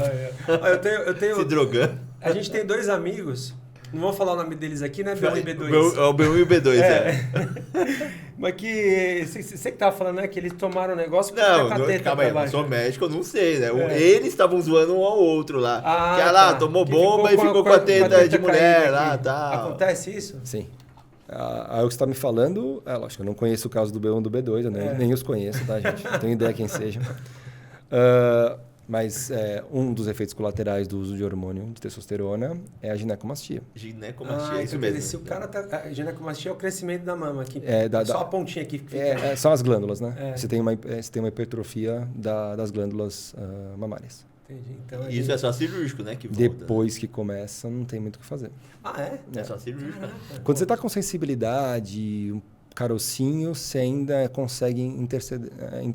Tem medicações. É sensível, cara? Tem medicações. Tem medicações que você consegue segurar a bronca ali. Mas a partir do momento que forma o tecido, não tem jeito. Ele passa a ser cirúrgico mesmo. Né? O tratamento é cirúrgico. Então, e é uma droga, né? Porque o cara tá tomando testosterona para ficar mais bonito, né? Aí, o cara tá tentando, e de repente o cara vai lá e desenvolve isso. Tem um fator individual, genético, mas também tá muito relacionado a duas coisas que são um grande problema do uso de hormônios de testosterona, né? O cara está fazendo sem acompanhamento, sem exame, então ele não consegue antecipar isso. Com exames a gente consegue antecipar isso. E ele abusa. Empilha a droga, abusa a duração. As maiores cagadas que as pessoas fazem para ter um corpo legal seria isso, usar anabolizante, essas... Sem acompanhamento. Se a gente for falar de estatística, eu acho que estratégias doidas como jejuns malucos... Jejum de 24 horas, de 16... Cara, tem uma menina que saiu do Big Brother que ficava fazendo jejum de 36. Imagina Você é louco. Você tem noção, uma menina bonita do Big Brother, a quantidade de gente segue ela, daí ela faz lá 24 horas, ela tem um corpão, pronto, um monte de gente vai atrás achando que funciona aquilo, é uma doideira, cara. A gente fica super preocupado quando tem isso. Mas Se você for pegar em termos estatísticos, qual que é a maior parte das cagadas que as pessoas fazem, é isso. Dietas doidas, então você busca jejuns malucos ou dietas restritivas ao extremo e produtos emagrecedores. Produtos emagrecedores, de forma geral, sejam os naturais, que estranhamente vem numa cápsula. Não é tão natural assim. Eu lembro que teve um surto uma vez, um negócio chamado Goji Berry. Já ouviu falar nisso? Já? Não. Teve um surto do Goji Berry. Cara, acho que 2015, que eu olhava na internet, não, Goji Berry vai todos os manipulados e todos os... Berry era algum tipo de fruta. É literalmente chinesa, uma berry. né? É literalmente uma berry. É uma fruta vermelha. Uma frutinha vermelha, onde que falava que se você consumisse aquilo, queimava a sua gordura em não sei quantos % a mais e virou uma febre. Como ninguém sabe como a gordura sai do corpo, né? Que é o que eu ensinei vocês, qualquer coisa serve, né? Se eu falar para você que mas toda a base do emagrecimento estético, das clínicas de estética, toda a base desses emagrecimentos milagrosos, de procedimentos, ele mora na ignorância das pessoas. Sim. E eu falo ignorância com o melhor do jeito, gente. Eu não estou falando que ignorante é ser ruim. Ignorante é não ter conhecimento sobre algo, é ser leigo. Quando a gente é ignorante... Eu sou ignorante em economia, eu sou ignorante em política, eu não sei um monte de coisa. Mas em emagrecimento todo mundo é.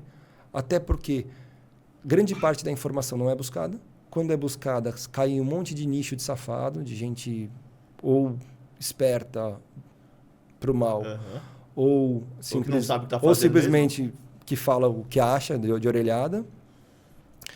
Mas, fundamentalmente, as pessoas não sabem como fazer o processo. E como elas não sabem, e toda a parte que tem que fazer é chata, quando o cara vende um produto fácil para você, ele é muito mais sedutor.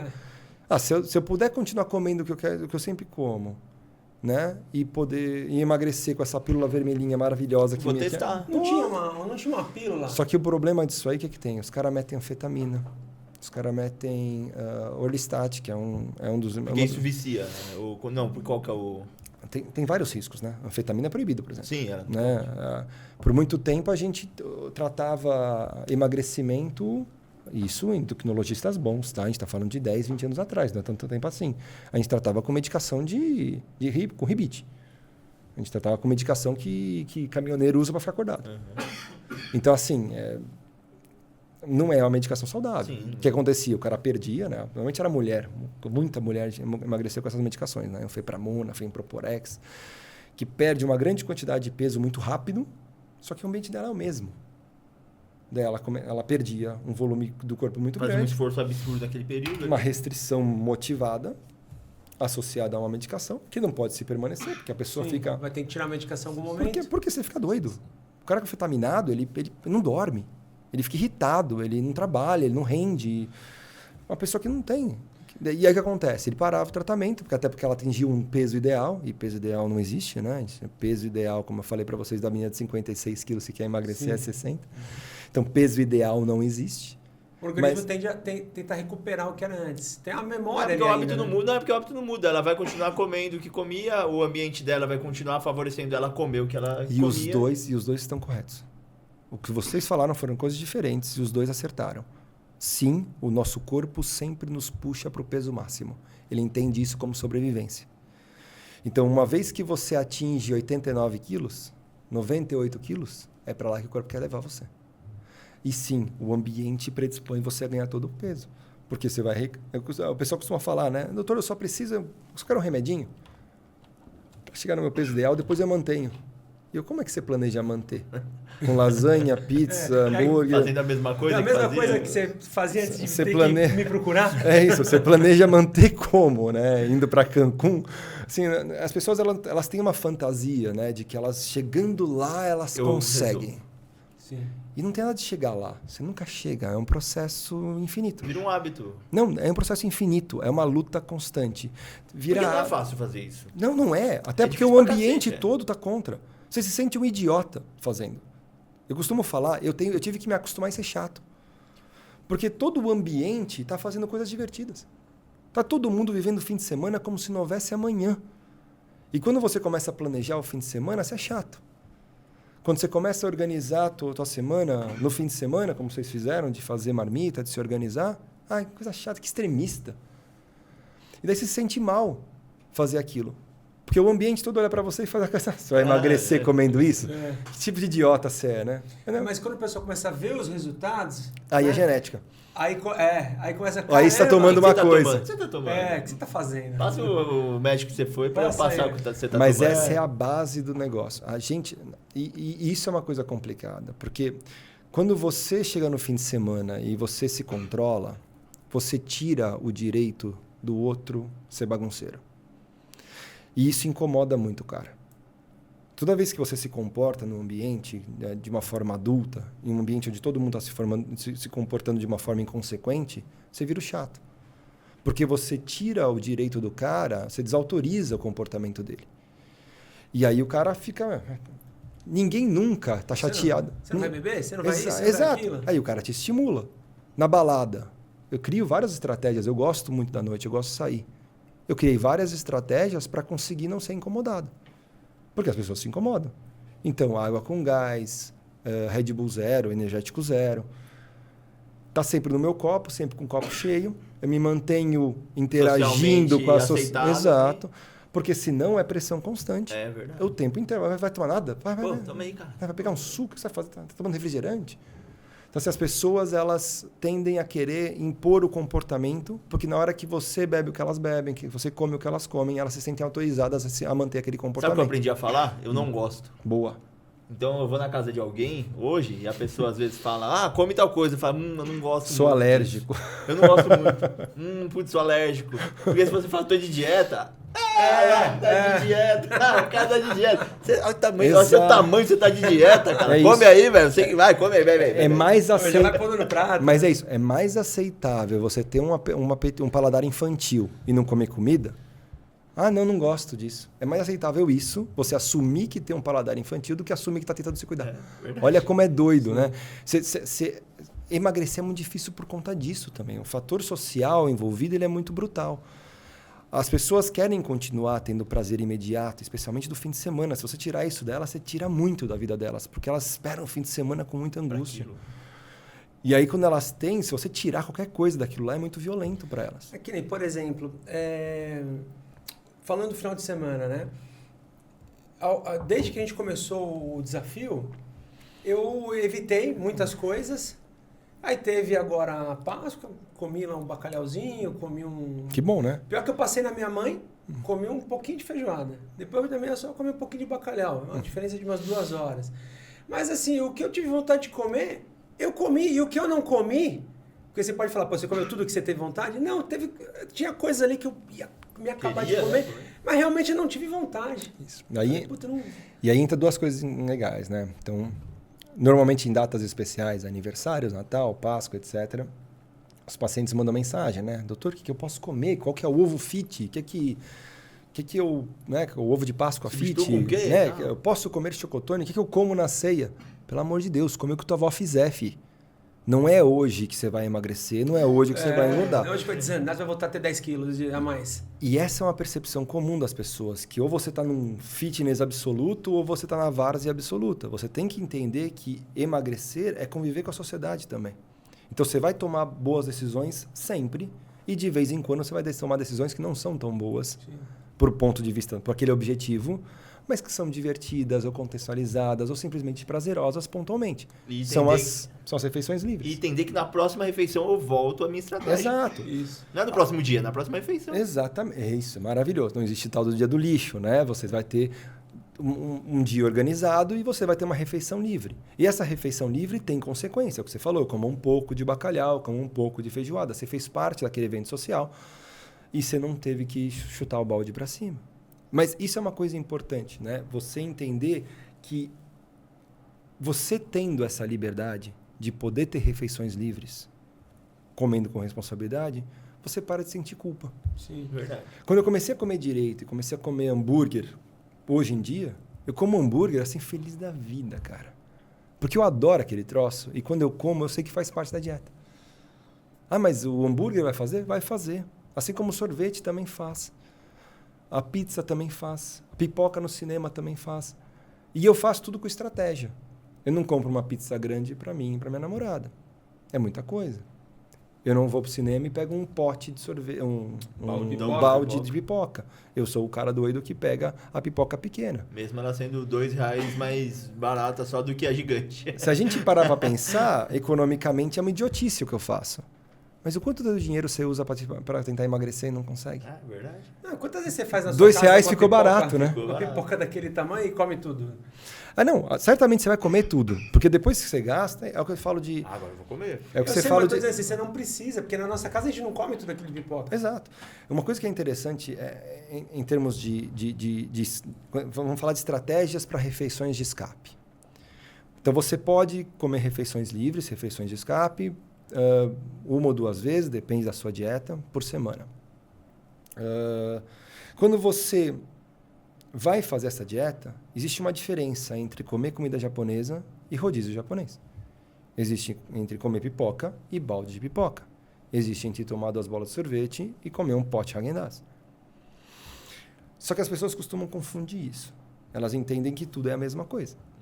Porque se elas vão na hamburgueria, agora elas estão na refeição livre, agora elas vão ter a experiência. O cara quer 2 hambúrgueres, cheddar, bacon, o cara bebe, ele mergulha. Não é aquela refeição, ele vai no sábado, na segunda ele tá com o peso daquela alimentação. Exato, o cara comeu batata cheddar bacon, milkshake, refrigerante normal, né? Quer dizer, o cara arrebenta de comer porque ele precisa da experiência. Isso é uma chavinha que muda para você começar a ir na hamburgueria e comer o hambúrguer. Não um hambúrguer duplo, triplo cheddar com bacon, porque isso faz muita diferença. Você transforma uma refeição de 600 calorias numa refeição de 1.500. Eu lembro de ir assistir um jogo num bar com um amigo meu. E eu já tinha comido, eu só fui ver o jogo mais tarde e eu peguei uma bebida. Eu gosto muito de uma bebida chamada Carajillo, que é licor 43 com café, com expresso. E ele me acompanhou. Ele pediu 3. E pediu batata. E ao final a gente estava conversando sobre a experiência, ele tinha na cabeça dele que a gente teve a mesma experiência. Ele acredita de verdade que tomando 3 doses a mais e comendo alguma coisa, ele mais ou menos comeu a mesma coisa que eu. Porque eu percebi isso depois numa conversa futura. Conversando com ele, estava a namorada dele junto, ele falou, não, mas a gente nem comeu tanto, a gente tomou um Carajillo lá, né? A gente tomou um Carajillo lá. Eu tomei 1, você tomou 3. Mas é uma percepção comum. Doideira, né? É verdade. É porque o que você faz junto, aquela experiência... se torna um pacote. Se torna um pacote, você compactuou, né? Esses dias eu fui numa churrascaria rodízio. Aí, terminou a churrascaria rodízio, imagina, você come muito, né? Rodízios são para ser evitados, é uma coisa absolutamente inconsequente do ponto de vista calórico. A gente congela a consequência financeira, né? Você sabe mais ou menos quando você vai pagar. Mas aí você se obriga a comer o máximo possível para justificar. Tem que fazer valer a pena aqui. Porque por mais que você congele a consequência financeira, ainda é cara, né? Aí eu fui lá e eu comi, o rapaz comeu. Chegou no final, ele, peraí que eu preciso te apresentar a sobremesa do lugar. Eu falei, cara, vai caber onde isso? Aquele cara estava com alguma falta de comida, faltava para ele energia, carboidrato? Não. Por que ele precisava da sobremesa? Ele tem que tirar o máximo do cara que cobrou dele o valor do rodízio. Esse é um tem que dar prejuízo. Esse é um fator, né? O fator de estímulo. Quanto que congelar o preço te obriga a comer mais. Mas tem um fator social, comportamental também. Refeição para ele tem sobremesa. Ah, certo. Independente do tamanho. E independente de quando eu comi antes. Então o cara acha que sobremesa faz parte sempre. Sim, tá no pacote, eu vou perder se eu não consumir. E isso é um dos problemas que eu enfrento no consultório. Mas você acaba de comer, eu quero um docinho. Que docinho? E é engraçado, porque que nem eu e minha esposa já uma promessa de não comer 1 ano sem comer chocolate. E a gente já tá Isso era uma promessa... É para conseguir outra coisa, né? Ótimo. Era uma promessa. Essa eu autorizo. Se fosse para dieta, já ia ficar bravo. Não, a gente já, vamos fazer o seguinte, vamos ficar 1 ano sem comer chocolate, vamos ver se a gente consegue... Eu já fiz isso. E já conseguimos, agora tem que ficar 1 ano, não pode voltar atrás. E aí, como não comer chocolate te ajuda a não comer doce? Total, né? Porque tudo que todo mundo faz balançar a cabeça ali no final. Eu vou lá na minha sogra, fez, eu fiz não sei o quê, tem chocolate em cima, já não vou comer. E aí, no início, você tem abstinência. Depois, você passa... Você olha e fala, não quero. Tipo, você acostuma. Você entende por que isso acontece? Não, explica pra gente. É muito prazeroso. Ah, tá. As pessoas costumam achar que chocolate é vício, né? Não é vício. Vício é um resultado de uma droga que você vai tomando e para conseguir o mesmo resultado você tem que aumentar a dose. Isso. E aí você vai se habituando com aquela dose, então você tem doses cada vez maiores até o momento em que você precisa de uma dose muito grande para ter aquele efeito e quando você tira essa droga você tem sintomas, que é a tal da abstinência. Certo. Isso é vício. E aí para você se manter normal, você precisa do reforço da droga. Então a gente tem isso com cafeína, tem com cocaína, com heroína, a gente tem isso com crack, com drogas em geral. Com nicotina, né? Não é o que acontece com chocolate. Então, chocolate não vicia, mas ele gera um comportamento de prazer imediato. É rápido. Você come aquele troço e, nossa, tua vida fica boa. Então, as pessoas costumam buscar muito no chocolate o prazer dele. Então, quando você tem aquilo, nos próximos dias, aquilo é muito vivo na tua cabeça. Depois de um tempo, você entende que tem prazer de outro lugar. Teu corpo não precisa tanto daquela descarga de neurotransmissor. Mas naqueles dias que se seguem, é muito comum você comer mais chocolate. Quer mais. E esse é um problema, porque chocolate é muito abundante. Tem uma Cacau Show aqui embaixo, provavelmente. Sim. Sai todo lugar, tem loja para todo lado e todo mundo tem uma barrinha em casa porque vai que, né? Vai que o mundo acaba e eu não... E normalmente na hora que você está assistindo Netflix com a tua esposa, 10 horas da noite, é que você já está dormindo. Mas num final de semana, aí você vai lá comer uma barrinha de chocolate no pior horário que você podia comer. Isso é uma coisa importante. E esse é um dos fatores importantes do porquê dormir cedo é importante. Isso é uma coisa que leva a gente para outra coisa. Pra gente consumir. Mente vazia, oficina do diabo, moleque. Você fica lá acordado até as 11 da noite e fudeu, velho. Um dos fatores que o sono interfere em vários fatores do emagrecimento, né? Um deles é quanto menos você dorme, mais tempo você fica acordado. Quanto mais tempo você fica acordado... Mas você quer comer. Mais tempo para comer você tem. Então tem esse fator. Tem outros fatores vários. Tem desbalanço hormonal, tem comportamento de treino, tem comportamento de recompensa. Tem vários fatores. É multifatorial. Sono é super importante para o emagrecimento. A minha esposa devia ser Olivia Palito, então. Porque ela dorme bem. Porra! A regra dela é quanto mais tempo ela tem no dia, mais tempo ela tem pra dormir. Mas com criança pequena ficou difícil. Por isso, aí quebra o contrato. Um do outro, aí quebra o contrato. Verdade. Quase seguido, né? Mas o esporte preferido dela é dormir. Isso é bom. Mas não julgo. Porque eu gosto de dormir bem. Apesar que eu parei de dormir muito, né? Cara, antes eu dormia impressionante, assim.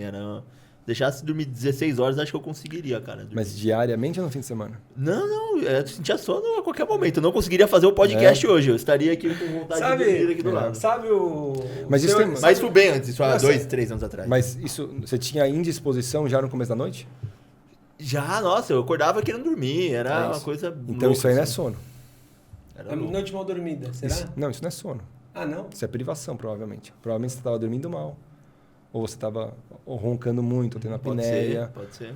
Ou você estava com testosterona baixa, ou você estava com vitamina D Isso eu tava, baixa. porque na época eu fiz, aí eu tava num processo... Depois eu fiz um processo de reeducação alimentar. Exato. Ou você estava com sintomas depressivos. A gente acha que é sono, mas às vezes é perda de performance. E aí você não entende o que está acontecendo. É doideira. Eu tenho muito sono. Na verdade, você não tem muito sono. Você está com pouco drive, você está com pouca... Você já assistiu aquele filme Os Incríveis? Aquele desenho, Os Incríveis? Tem o Zezé... A família? Sim, claro. A família? Sou apaixonado. Aí tem uma época que o Senhor Incrível ele é proibido de exercer. Aí ele fica gordão. Aí ele fica gordão, fica meio assim. Desmotivado, tá? Ele entra no carro. É que ele vira um burocrata, né? Ele entra no carro. Ele fica desmotivado. O Pedro tava assim, tem uma foto dele, Senhor Incrível. Mas é isso que acontece. Mas você vê como a nossa percepção é sono e não é obrigatoriamente sono. É mais uma falta de energia em geral. Sim. Isso é uma coisa que muda com o estilo de vida. A falta de energia, todo mundo pensa que está com sono. É isso. Eu poderia dormir em qualquer horário. Então, isso não é sono. Isso tem outro nome, entendeu? É doideira, cara. O corpo humano, ele traz toda a consequência do seu lifestyle, né? A gente é o que a gente faz mais. Isso é uma coisa importante. A gente é o que a gente faz mais. Isso a gente vê muito claramente no trabalho, a gente vê muito claramente no estudo. Mas o nosso corpo, ele é um retrato daquilo que a gente faz mais. A gente está numa fase de aceitação muito grande das pessoas se manifestarem e deixarem claro que elas querem ser respeitadas do jeito que são. E eu acho isso ótimo. É muito importante que isso aconteça. Mas isso não pode tirar da frente que a gente pode sim julgar as pessoas pela embalagem ou pela capa. Sim. Tá? A gente continua julgando. Grande parte da avaliação médica de sintomas e de sinais é a avaliação. Da capa. Se a pessoa está ictérica, se a pessoa está perdendo cabelo, se a pessoa está acima do peso, se ela está abaixo. Certo. Se a pessoa tem uma face, se ela tem uma forma de se expressar. Hoje em dia parece que é proibido você julgar a pessoa pela manifestação externa que ela tem. Isso tem relevância, sim. É lógico que todo mundo se mete a especialista em tudo, também se mete a especialista nisso. Uhum. E aí fica uma coisa, ela vira autorização para ser escroto. Mas não é. É importante você entender que existe uma manifestação externa daquilo que você faz mais. É óbvio, porque, por exemplo, essa questão de você analisar, né? Se você vai lá num médico especialista em queda de cabelo, ele vai ter que analisar o teu cabelo, teu couro cabeludo. Cara, se é saúde do corpo, estética, nutrição, vai ter que analisar a tua carcaça, meu filho. Não, sim. Não tem jeito. Mas é que para médico todo mundo pensa nisso. Mas a verdade é que a gente olhar, aquele comentário que eu fiz no começo, eu fui pro Hopi Hari e tava todo mundo fora do peso.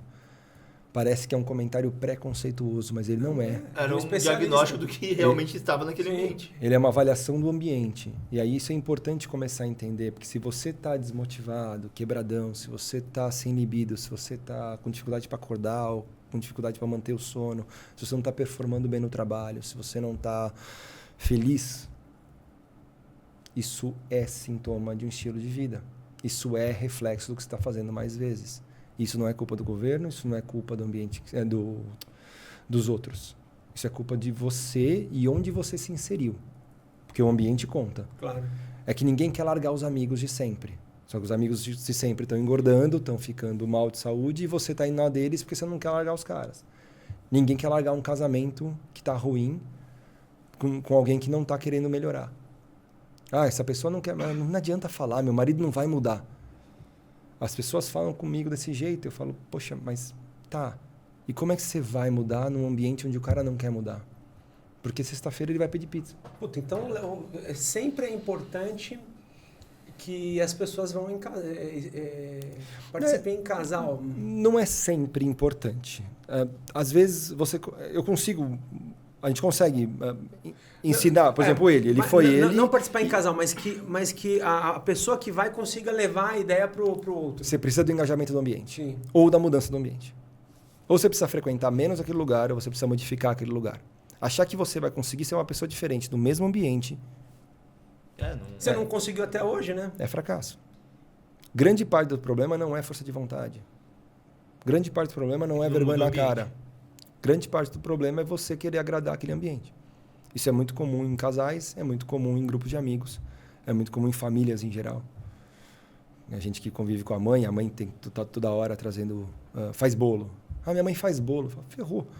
Como é que eu emagreço alguém que faz bolo? Você tem noção quanto é que tem bolo de calorias? Pega um bolinho ali de... Um bolo da Sodier.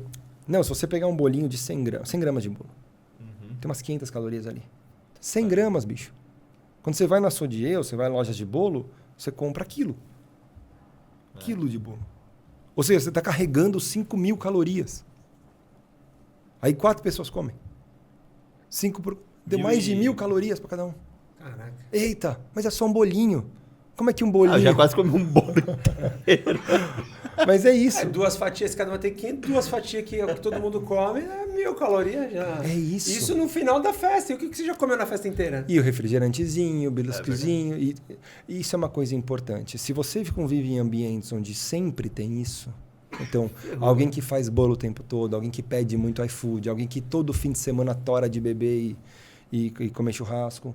Como é que você sobrevive a esse ambiente? Como é que você gera déficit calórico num ambiente desse? Tudo é como se você... Eu gosto de fazer esse paralelo. É como se você economizasse suado ali na semana e chegasse no final de semana, fechasse camarote. Mas só se vive uma vez. Acabou. Toda a economia que você fez, você rodou. A pessoa que segue tudo à risca, mas segue, assim, que nem a gente, está acontecendo com a gente não está sofrendo, está se reeducando. Essa pessoa, em média, ganha quantos anos de vida aí? Eu acho que mais importante do que pensar em quantos anos de vida você ganha... Assim, a qualidade da vida que você tem pra frente. É isso que eu ia falar, ia ficar filosófico isso. Quanta vida você ganha nos seus anos. Legal. Eu acho que mais importante do que quantos anos de vida você ganha, porque isso é multifatorial, é quanta vida você ganha nos seus anos. Emagrecer, a gente tem um objetivo final estético imaginário, mas na verdade é um processo muito legal. E bem no começo a gente falou, né? Você falou, eu já vi benefícios. Eu falei, é legal se cuidar, cara. Sim. De forma geral, isso é uma coisa que as pessoas não percebem. Elas entendem emagrecer como um sacrifício. E não é. Ele exige escolhas. Sim. Ele exige você tomar decisões adultas. Para esse fator também. Você faz isso com dinheiro, você faz isso com trabalho, você faz isso com uma série de coisas. Só que com a comida é meio lúdico. Você não queria fazer isso. Você não quer se preocupar com a consequência da comida. Você não quer deixar de fazer o que tem que fazer. Você falou de quanto de vida você ganha nos seus anos, né? Uhum. Aí eu saía da casa da minha sogra. Todo dia eu tô lá e todo dia a gente sai um determinado horário. Minha filha sempre acordada. E era um problema pra gente. E agora ela tá dormindo. Eu desço com ela no colo. E eu já faz um tempo já. E eu já percebo que é muito mais fácil segurar minha filha. Tem 20 quilos. Ela tem 4 anos. Para mim é muito mais fácil, hoje eu carrego ela de boa, cara. Então você ganha mais qualidade de vida para fazer coisas do dia a dia. E tem uma coisa bonita que você não viu ainda, ou que você pode ter percebido, mas você não verbalizou ainda, você está criando uma criança de 4 anos. Que agora ela vai olhar para os pais fazendo a coisa certa. Você está criando uma pessoa mais saudável. É uma pessoa mais produtiva para o sistema, para a sociedade. Sim. É uma pessoa que vai fazer escolhas melhores. É uma pessoa que vai estar menos habituada ao estilo de vida dos outros e mais estilo de vida de pessoas que são orientadas e cuidadas. E isso é uma coisa muito bonita no processo de emagrecimento. Você engaja, você inspira. Você leva outras pessoas a olharem para você e falar, poxa, isso é possível. E aí você começa a fazer. Você começa a criar uma comunidade de pessoas que se cuidam. E a gente vê isso com a internet hoje. Você tem várias pessoas falando, já são nomes muito consagrados de emagrecimento, de hipertrofia, de estilo de vida mais saudável, que criam comunidades. Hoje o pessoal fica reclamando que a academia está cheia de oitava série. Verdade, os Enzo estão lá. Os Enzo estão lá, a oitava série está atrapalhando. Né? Que coisa chata. Mas, pô, que legal, é da hora ter a molecada lá, meu. Isso é importantíssimo, porque a gente está lidando com uma das maiores taxas, falando a verdade, com a maior taxa de obesidade mundial que esse planeta já teve. Verdade. A gente passou tanto tempo se preocupando com fome e hoje não é tão importante, lógico que ainda é relevante em algumas partes do planeta, mas quando a gente olha para o problema do Brasil, ele passa muito mais no excesso de calorias do que na fome. Quando uma coisa, tá falando da molecada começar a treinar, né? Da mesma forma que antigamente, algumas tias, assim, você ia lá gordona e tal, né? Mas que era no pessoal que é, sei lá, de 40 anos para baixo ou de 35 anos para baixo, era difícil você ver uma pessoa obesa entre os seus primos, era difícil, realmente virava... Sim, é o que eu falei do Hopi Hari, né? E a mesma coisa quando você via uma pessoa fortona. Tinha um cara na rua lá, irmão de uma amiga nossa, que ele era bombadão. Sim. Também você virava referência. Você fala, puta, não tinha, cara, era muito difícil. Hoje você tem gente mais. Sim. Hoje você vê muito por causa da rede social, você vê toda hora. Mulher, então, as primeiras, sei lá, Solange Franzão, sei lá, as que vêm na minha cabeça aí. Sim. As mulheres fitness, né? As mulheres fitness, é um negócio totalmente fora do normal. Por que a Solange Franzão veio dessa cabeça? De fato. Eu quis pensar numa mulher porque ela... Eu vou defender ele, de fato, ela foi a primeira referência fitness da nossa geração. Foi. Deixa eu ver sua mão. Cheira. A Solange Franzão é a mais velha. Você foi ver um monte mais nova. Sim, ela foi uma das primeiras referências fitness, é verdade. Eu posso citar outras. Não, também, mas é verdade. Se você pegar mesmo as dançarinas dos grupos de axé, elas não tinham um corpo tão definido quanto tem hoje. De fato, o mundo fitness ela entrou dentro desse universo. Hoje é natural, tá em todo lugar, né, o seu Zé Ruela? Os próprios atletas mudaram, né? Se você olhar para o corpo das atletas femininas da década de 80, 90, quando a gente começou, verdade, é muito diferente. Mudou muito. É verdade. Cara, quando você ia pra praia, todo mundo tinha corpo de tio. Tipo assim, imagina o teu tio. Eu tô imaginando meu tio agora. Sim. Você olha os homens, os velhos, era tudo... Sim. Meu pai, assim, tudo com a mesma... Mas você lembra? Sunga, tudo Mas eles igual. não eram obesos. Então, não era obeso. Eu costumo comentar de fotos e vídeos, né? Esses dias saiu um vídeo de Nova York, umas primeiras filmagens já feitas. Anos 20 lá? Não, todo antes. Mundo... Era tipo 1900 e alguma coisa. Certo. Mas era uma câmera virada para a Grand Central Station, né? Para aquela estação grande de Nova York. E as pessoas caminhando. É uma filmagem simples. Provavelmente o cara estava testando a técnica em si. Não estava retratando gente, mas de fato retrata. Sim. E você não vê obesidade. Todo mundo no mesmo padrão ali, magro. Você não vê obesidade. Eles não são magros. Provavelmente uma grande parte dali era falso magro, né? Mas você não tinha a obesidade que você vê hoje. Entra naquilo da facilidade também. Ah, não, sim. Mudou completamente a facilitação. Antigamente, cara, tinha que ir no mercado, tinha que comprar, tinha que ir na feira, não sei o quê. Hoje em dia é tudo enlatado, lá nos Estados Unidos principalmente falando, né? Eu vivo um drama no consultório que é colocar a galera para dormir sem TV. A galera gosta de dormir com a TV ligada. Eu quis tirar de casa a TV do quarto. Não deixaram. Não deixaram. Não. A gente não vai apontar para lugares. Não quero citar nomes, não. Eu disse, né? Mas é que assim, a pessoa fala, não, eu só durmo com a TV ligada. Fala, ainda bem que você não tá na década de 70, né? Porque não tinha TV. Tinha TV no quarto. Era caro ter TV. Na década de 90, que é a geração que eu fui, que é a década que eu fui também não tinha criança, no quarto. você tinha na sala, porque era caro, e você tinha que levantar para trocar o canal. Você tinha que levantar para mudar volume, você tinha que ligar e desligar. Ou você fazia um filho. Exato. Daí você colocava o filho de controle remoto. Maravilhoso. Você fazia um filho. Mas é isso. Eu falo, assim, as pessoas elas entendem facilitar. Hoje, celular e TV na cama e computador, para a galera que faz home office, é impressionante. E tela tem uma interferência gigantesca na qualidade do teu sono. A higiene do sono começa com você ficando de 30 a 60 minutos sem telas antes de deitar para dormir. E quem que faz isso? Nossa. TV eu faço de boa. O problema é o celular. Exato. Eu sempre dou uma olhada antes, vejo os números do overbook, não sei o quê. Nisso você dá uma despertada. E você tem um sono pior. A qualidade do sono piora muito. E a gente vai ver esse impacto mais para frente. Embora a gente já consiga ver. A gente consegue ver impacto de curto prazo, por exemplo, da pandemia. Do quanto exercício e atividade física foi negligenciado nesse período. A gente consegue ver pequenas mudanças como o acesso hoje de celular na mão de todo mundo. A gente consegue ver o impacto disso, né? Ou como a pandemia trouxe mais acesso ao aplicativo, né? É engraçado, você falou, me veio na cabeça agora algo que eu fiz no domingo. Que foi a maior cagada que eu fiz nos últimos tempos. Foi pegar e assistir um tutorial específico de edição no YouTube antes de eu dormir. Sim. E aquilo você foi dormir com tudo pensando. E aquilo me deu um start de falar, caramba, eu não sabia que isso existia. Aí eu assisti um vídeo, assisti 2. Eu fiquei 1h30 assistindo. E as redes sociais, em geral, tem esse mecanismo. Não, e pior, aí na hora que eu fui dormir, eu tava maquinando ali na minha cabeça tudo que eu ia fazer no dia seguinte. E eu não dormi, eu fiquei a madrugada inteira acordando e lembrando. A minha vontade era levantar, ligar o notebook e começar a trabalhar em cima. Porque você gerou estimulação. Nossa, foi horrível, cara. Não é o momento de ter estímulo do sistema nervoso central como um todo. Eu tava morrendo de sono. Eu tava dormindo com meu filho no colo. Meia hora antes. Todo conceito de higiene do sono é um conceito de deprimir o sistema nervoso central. Você está tirando estímulos. Você vai colocar a casa em meia luz, você vai tirar luz, você vai tirar barulhos altos, ou você pode colocar barulhos relaxantes, né? Você vai diminuir a movimentação, você não vai treinar perto do sono, você não vai tomar bebidas estimulantes. Café. Ontem eu tomei o pré-treino, falei, vai, toma pré-treino aí. Falei pra ela, né? Que horas era isso? Que horas que era? 7h30, mas a gente não treina Manhã. esse horário, né? Não, da noite. Da noite? É. Ah, que ideia boa. Aí ela tomou um pré-treino, que ela não toma geralmente, mas eu tomo, né? Que chega a ficar coçando a orelha, assim, aquele pré-treino. Betalanina faz isso. Aí ela foi e começou a coçar a orelha também. Nossa, tô coçando na boca aqui. E a gente treinando. Pau, pau, pau, pau. Não conseguiu dormir direito. Por que será, né? É muito azar.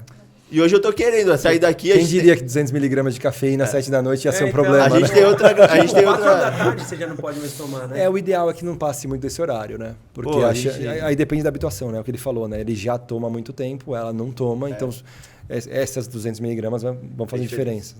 Hoje a gente tem outra gravação hoje ainda, 11h30. Eu tô querendo chegar em casa, tomar um pré-treino, dar pra ela e dormir. É bom? Fazer isso? Vai dar bom, vai dar certo. Pré-treino pra dormir. Vai dar super bom. Não, a gente vai pré-treino e treinar lá por uma meia-noite e depois... E tem muita gente que tem o hábito de tomar, né? Ou Red Bull, ou energético, ou o próprio café. E fala, não tem problema, não pega nada, eu tomo à noite, não tem problema nenhum. Só que interfere a qualidade do sono. Interfere. Então, mesmo que você consiga repousar, você repousa pior. Diferente. Mas o pré-treino, ele de fato ajuda no treino? Ele te deixa mais... melhora? Não sei, é mais percepção? Porque pra mim me dá aquele... Não que me ajuda no treino, mas me dá vontade de sair de casa. O que me traz de reação me dá vontade de pelo menos sair de casa. O resto é comigo. Isso é legal, porque isso é um comportamento casado. Tá? Você cria uma situação, como eu te falei, do personal, ou de treinar em dupla ou em casal, em que você você propicia. Agora eu estou acelerado, é melhor treinar do que ficar parado em casa. Né? Em termos científicos, estatísticos, pré-treino não muda desempenho. Mais para essa questão de... Mas ele engaja mais. Engaja. Porque você tem um comportamento fácil, que é tomar algo, ou um café, ou o pré-treino, que é mais ou menos a mesma coisa. O pré-treino é um café com betalanina, ou com outras coisas, depende do que o cara coloca lá dentro. Mas, via de regra, é basicamente um estimulante do sistema nervoso central, alguma coisa que vai aumentar, te dar taquicardia, sudorese, vai te dar aquela sensação de urgência de fazer algo, né? Então, ele funciona bem para isso. Então, ele engaja mais no comportamento. Mas, do ponto de vista de performance, não tem muita evidência. Qual que é o melhor pré-treino? Propósito. É chato ter esse, né? Então, eu gosto de falar que o melhor pré-treino é a força do ódio. Certo. Cara, Que é fazer o que é importante fazer. Será que eu tô nessa pegada por causa dos 75 dias, assim? Pode ser, né? pode ser. Por causa do desafio, não sabe? É, o desafio, né? Vamos ver Você tá numa fase de motivação ainda, né? Sim, tô. Então, assim, é normal que você esteja. Você está participando disso, você está se expondo em rede social, você tinha uma entrevista comigo hoje, quer dizer, você está toda hora exposto a entregar. Então, como você tem entrega, você tem coisa para... Mas eu sou assim, o resultado ele me motiva muito. Eu sempre trabalhei no varejo, mas eu tô acostumado com isso. Porque no varejo, assim, terminou o mês, você bateu meta, meu amigo, parabéns, dia 31, amanhã é primeiro, começou uma nova. Começa de novo. Né? Então... Mas é que a meta do varejo é muito clara. Sim. Ela é financeira, é número frio. Como eu falei, a meta, o resultado do emagrecimento, da mudança de estilo de vida, não é tão palpável assim. E muitas vezes faz parte de uma fantasia. A pessoa, ela tem como objetivo virar a Solange Frazão. Não é o meu. Não, eu sei que não, querida. Mas as meninas, elas colocam na mente uma blogueira. Elas colocam na mente uma atriz, alguma referência. Ela tem uma imagem e aí se ela baseia, ou pior, ela coloca na imagem uma pessoa que ela já foi. Então, a versão dela é de 22 anos. Então, ela tem aquele peso ideal, ela tem aquela força de vida, aquele drive. Só que hoje ela tem 32, ela tem filho, ela tem marido, ela tem uma profissão diferente. O estilo de vida dela mudou completamente. Claro. Mas ela cria que ela vai ser feliz quando ela for aquela pessoa. E aí ela baseia toda a motivação dela no resultado. Sim. Não, mas no meu caso, eu vou Isso é fracasso. Aqui, ó, não é um resultado de querer... É porque o que eu estou enxergando de benefício está muito além do que eu esperava. Entendeu? Então, eu tô me surpreendendo positivamente. É uma questão de surpresa mesmo. Não, sim. Sabe? Tanto de medidas, quanto de ganho muscular. Disposição. Então, isso está me deixando muito motivado, porque eu nem esperava. Total. É extremamente oposto. Sabe? Exato. Tipo, não quero ser tal pessoa. Pelo contrário. Mas isso é uma coisa mais importante. O importante é você acreditando no processo. Então, você tem um propósito muito claro. Isso que é importante para mim. Eu não sei nem o que eu vou ganhar no caminho, mas eu sei que eu preciso ir. E aí, com você com orientação, você conseguindo fazer, você vai colher coisas no processo que são muito mais importantes do que você imaginava que seriam e que você nem estava esperando por elas. Só que é muito mais importante. Você só vai conseguir fazer isso se você não ficar o tempo todo se pesando, se você não ficar o tempo todo comparando o corpo com o que você queria.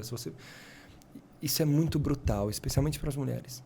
Sim. Porque o tempo delas é diferente do nosso. O corpo delas demora mais tempo para mudar. Eu te falei, elas têm fatores diferentes. Elas têm mais gordura no subcutâneo, elas têm mais gordura corpórea como um todo. Pra você ter uma ideia, a gente considera saudável um homem com até 20% de gordura, a mulher vai até 28%. A gente aceita mais gordura porque é do biotipo dela. É normal que ela tenha menos músculo e, por conta disso, percentualmente tenha mais gordura no corpo. A mudança no corpo dela se dá de uma forma muito mais lenta. E isso é muito frustrante. Especialmente se ela está fazendo isso ao lado de um homem. Então, ela está fazendo o mesmo esforço do cara, Ou seja, nunca não compara e fala, eu tô ganhando isso, tô perdendo aquilo. Não baseia tanto no resultado. Sim. Acorda e faz tudo o que você tem que fazer. Vai dormir com a cabeça, tipo, eu treinei o que eu podia treinar, eu comi o que eu devia ter comido, beleza, é o que eu podia ter feito hoje. E amanhã você tá organizado para comer direitinho, para treinar direitinho, você sabe que hora você vai treinar, você sabe. É isso. Você faz isso com o trabalho. Quando você acorda de manhã, a roupa tá pronta. Ou você chega no teu trabalho e tem lá... O caminho que eu vou fazer... O caminho, o carro está abastecido, exato, o carro está abastecido, ou você já sabe o caminho que você vai fazer o transporte público, você já sabe os passos que vão te levar para o trabalho.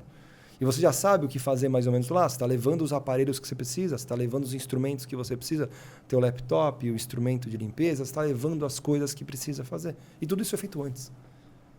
Você não chega no trabalho e tipo, tá, agora eu preciso limpar essa parede e não tenho nada.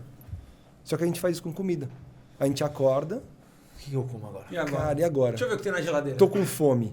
Vou ver o que tem na geladeira ou o que o mundo me dá. Seja por restaurante, seja por aplicativo. Que invariavelmente é restaurante que você traz para casa. E é tipo, nossa, são 6 da tarde, eu quero treinar. Não trouxe roupa. Ah, hoje não vou treinar. Vai no facilitar. Exato. Tem que facilitar. Mas a facilitação vem no planejamento que você faz com o teu trabalho. Você faz coisas importantes para você. Tem que fazer parte do propósito também. Tem que organizar. E é isso que você tem que grudar. Não adianta você ficar frustrado com o teu corpo se você está acordando e não está organizando a roupa para treinar. Se você está acordando e não sabe o que você vai comer o dia inteiro. Porque você tem que se responsabilizar. Se você não sabe isso, não adianta você ficar com um bico que não está mudando o meu corpo. Mas eu estou fazendo tudo certo, eu cortei a Coca-Cola. Cortar a Coca-Cola é pouco. É pouco. Fazer é o mínimo. É o mínimo você parar de colocar no teu corpo 150 calorias por copo. É o mínimo. Sim. Mas é que a pessoa é tão sacrificante para a pessoa e ela está comparando com realidades diferentes, como o passado dela, ou com o marido, ou com amigas que são corpos diferentes. Então, tem que tomar um pouco de cuidado com se basear no resultado. Tem que focar no processo. Muita gente aqui, doutor, deve estar assistindo e falando assim, poxa, parece fácil, assim, a nós dois falando, né? Que nós estamos bem motivados, a gente sabe que não é. Não é. E falando e pensando justamente isso. Falando, poxa, já tentei, já fiz isso, já fiz aquilo. Só que é um pouquinho de tudo isso, né? Ah, mas eu já evitei a Coca-Cola, mas eu já fiz promessa de não comer chocolate. Mas que assim, por isso a importância de procurar HCMC, procurar um doutor como o Dr. Diogo, porque você entende o porquê de tudo. E aí você começa a praticar todas as tarefas, as variáveis, né? De uma forma que você consegue fazer. Fazer sozinho é muito difícil. Não é intuitivo. Muito difícil. E aí o resultado aparecendo, a motivação vem, e aí você tem que entender de ter todo... olha, tem que ter um profissional, adequado. Até porque grandes mudanças motivadas por motivação, acabou ficando igual, elas tendem a se manter estagnadas depois. Então a pessoa consegue fazer sozinho até certo ponto. E aí ela fica frustrada, porque agora eu quero continuar perdendo. E agora? Eu preciso de uma outra motivação para poder... Exato. O que eu sabia fazer era até aqui. E aí ela vai lá, volta para o ambiente anterior e volta a engordar. Sim. Então, quando você faz orientado, você aprende algumas informações diferentes. Você aprende a ter um pouco mais de paciência com o processo. É lento. Vocês vão ver melhora no corpo de vocês e aí vai ficar faltando a barriguinha. Até a barriguinha ir embora, a gente está falando de mais 1 mês e meio de déficit calórico. Ou até mais. E isso é muito frustrante. Putz, eu já estou fazendo há um tempão. Mas demora. São 7.700 calorias para cada quilo que você vai tirar do teu corpo. Para gerar esse déficit calórico demora tempo. Não é fácil, não é rápido. E quando a matemática entra na tua cabeça, é verdade, Para você ter uma ideia, os estudos falam, os mais recentes, que você come de 300 a 500 calorias a mais só por dormir uma noite errada. Você dormiu uma noite mal. Olha que doideira. Como dormir bem está fazendo diferença na minha vida. Então, assim, essa conta calórica é importante. E a consistência é importante. Mas para você fazer isso, você tem que parar de se preocupar tanto em ter resultado. Você tem que se preocupar em fazer a sua parte, que já é difícil o suficiente. Então, mas fazer a parte, eu acho que se torna mais simples quando você tem orientação e entende tudo por quê. Exato. Quando você vai fazer uma coisa no trabalho, a pessoa te fala no trabalho, você tem que pegar essa cadeira e colocar ali do outro lado todos os dias, a todo momento. Mas vocês tiveram na minha consulta. É. Eu falei de remédio pra vocês? Não fala. E aí a pessoa pega e começa a colocar a cadeira, mas sem saber o porquê. Sim. Aí a pessoa fala, puta, é chato pra caramba, não vou ficar fazendo isso não. Exato. Agora você fala, ó, você tem que pegar a cadeira, porque se ali fica na frente, a outra pessoa vai sentar lá do outro lado. Isso vai ser importante pro todo do negócio aqui da empresa. Sim. Ah, agora eu entendi. Agora faz sentido. Agora eu consigo fazer. Eu vou pôr a cadeira, a primeira coisa que eu vou fazer. Quando chegar aqui no trabalho, eu vou trocar a cadeira de lugar. E é por isso que eu dedico tanto a minha consulta para explicar o porquê das coisas. E tentar identificar, dentro daquilo que vocês passam para a gente, quais pontos que podem ser melhorados. E onde estão as armadilhas, onde estão os erros, onde você está tentando... Porque está todo mundo tentando. Onde que você está tentando que não está dando certo? Ou porque você não está fazendo o suficiente, ou porque você está jogando contra sem saber. Grande parte da consulta médica não é dar remédio. Sim. A gente foi falar de remédio no fim da consulta. Exato. Porque eles são acessórios. Eles são parte que vai facilitar a mudança comportamental. Porque é a mudança comportamental que gera emagrecimento.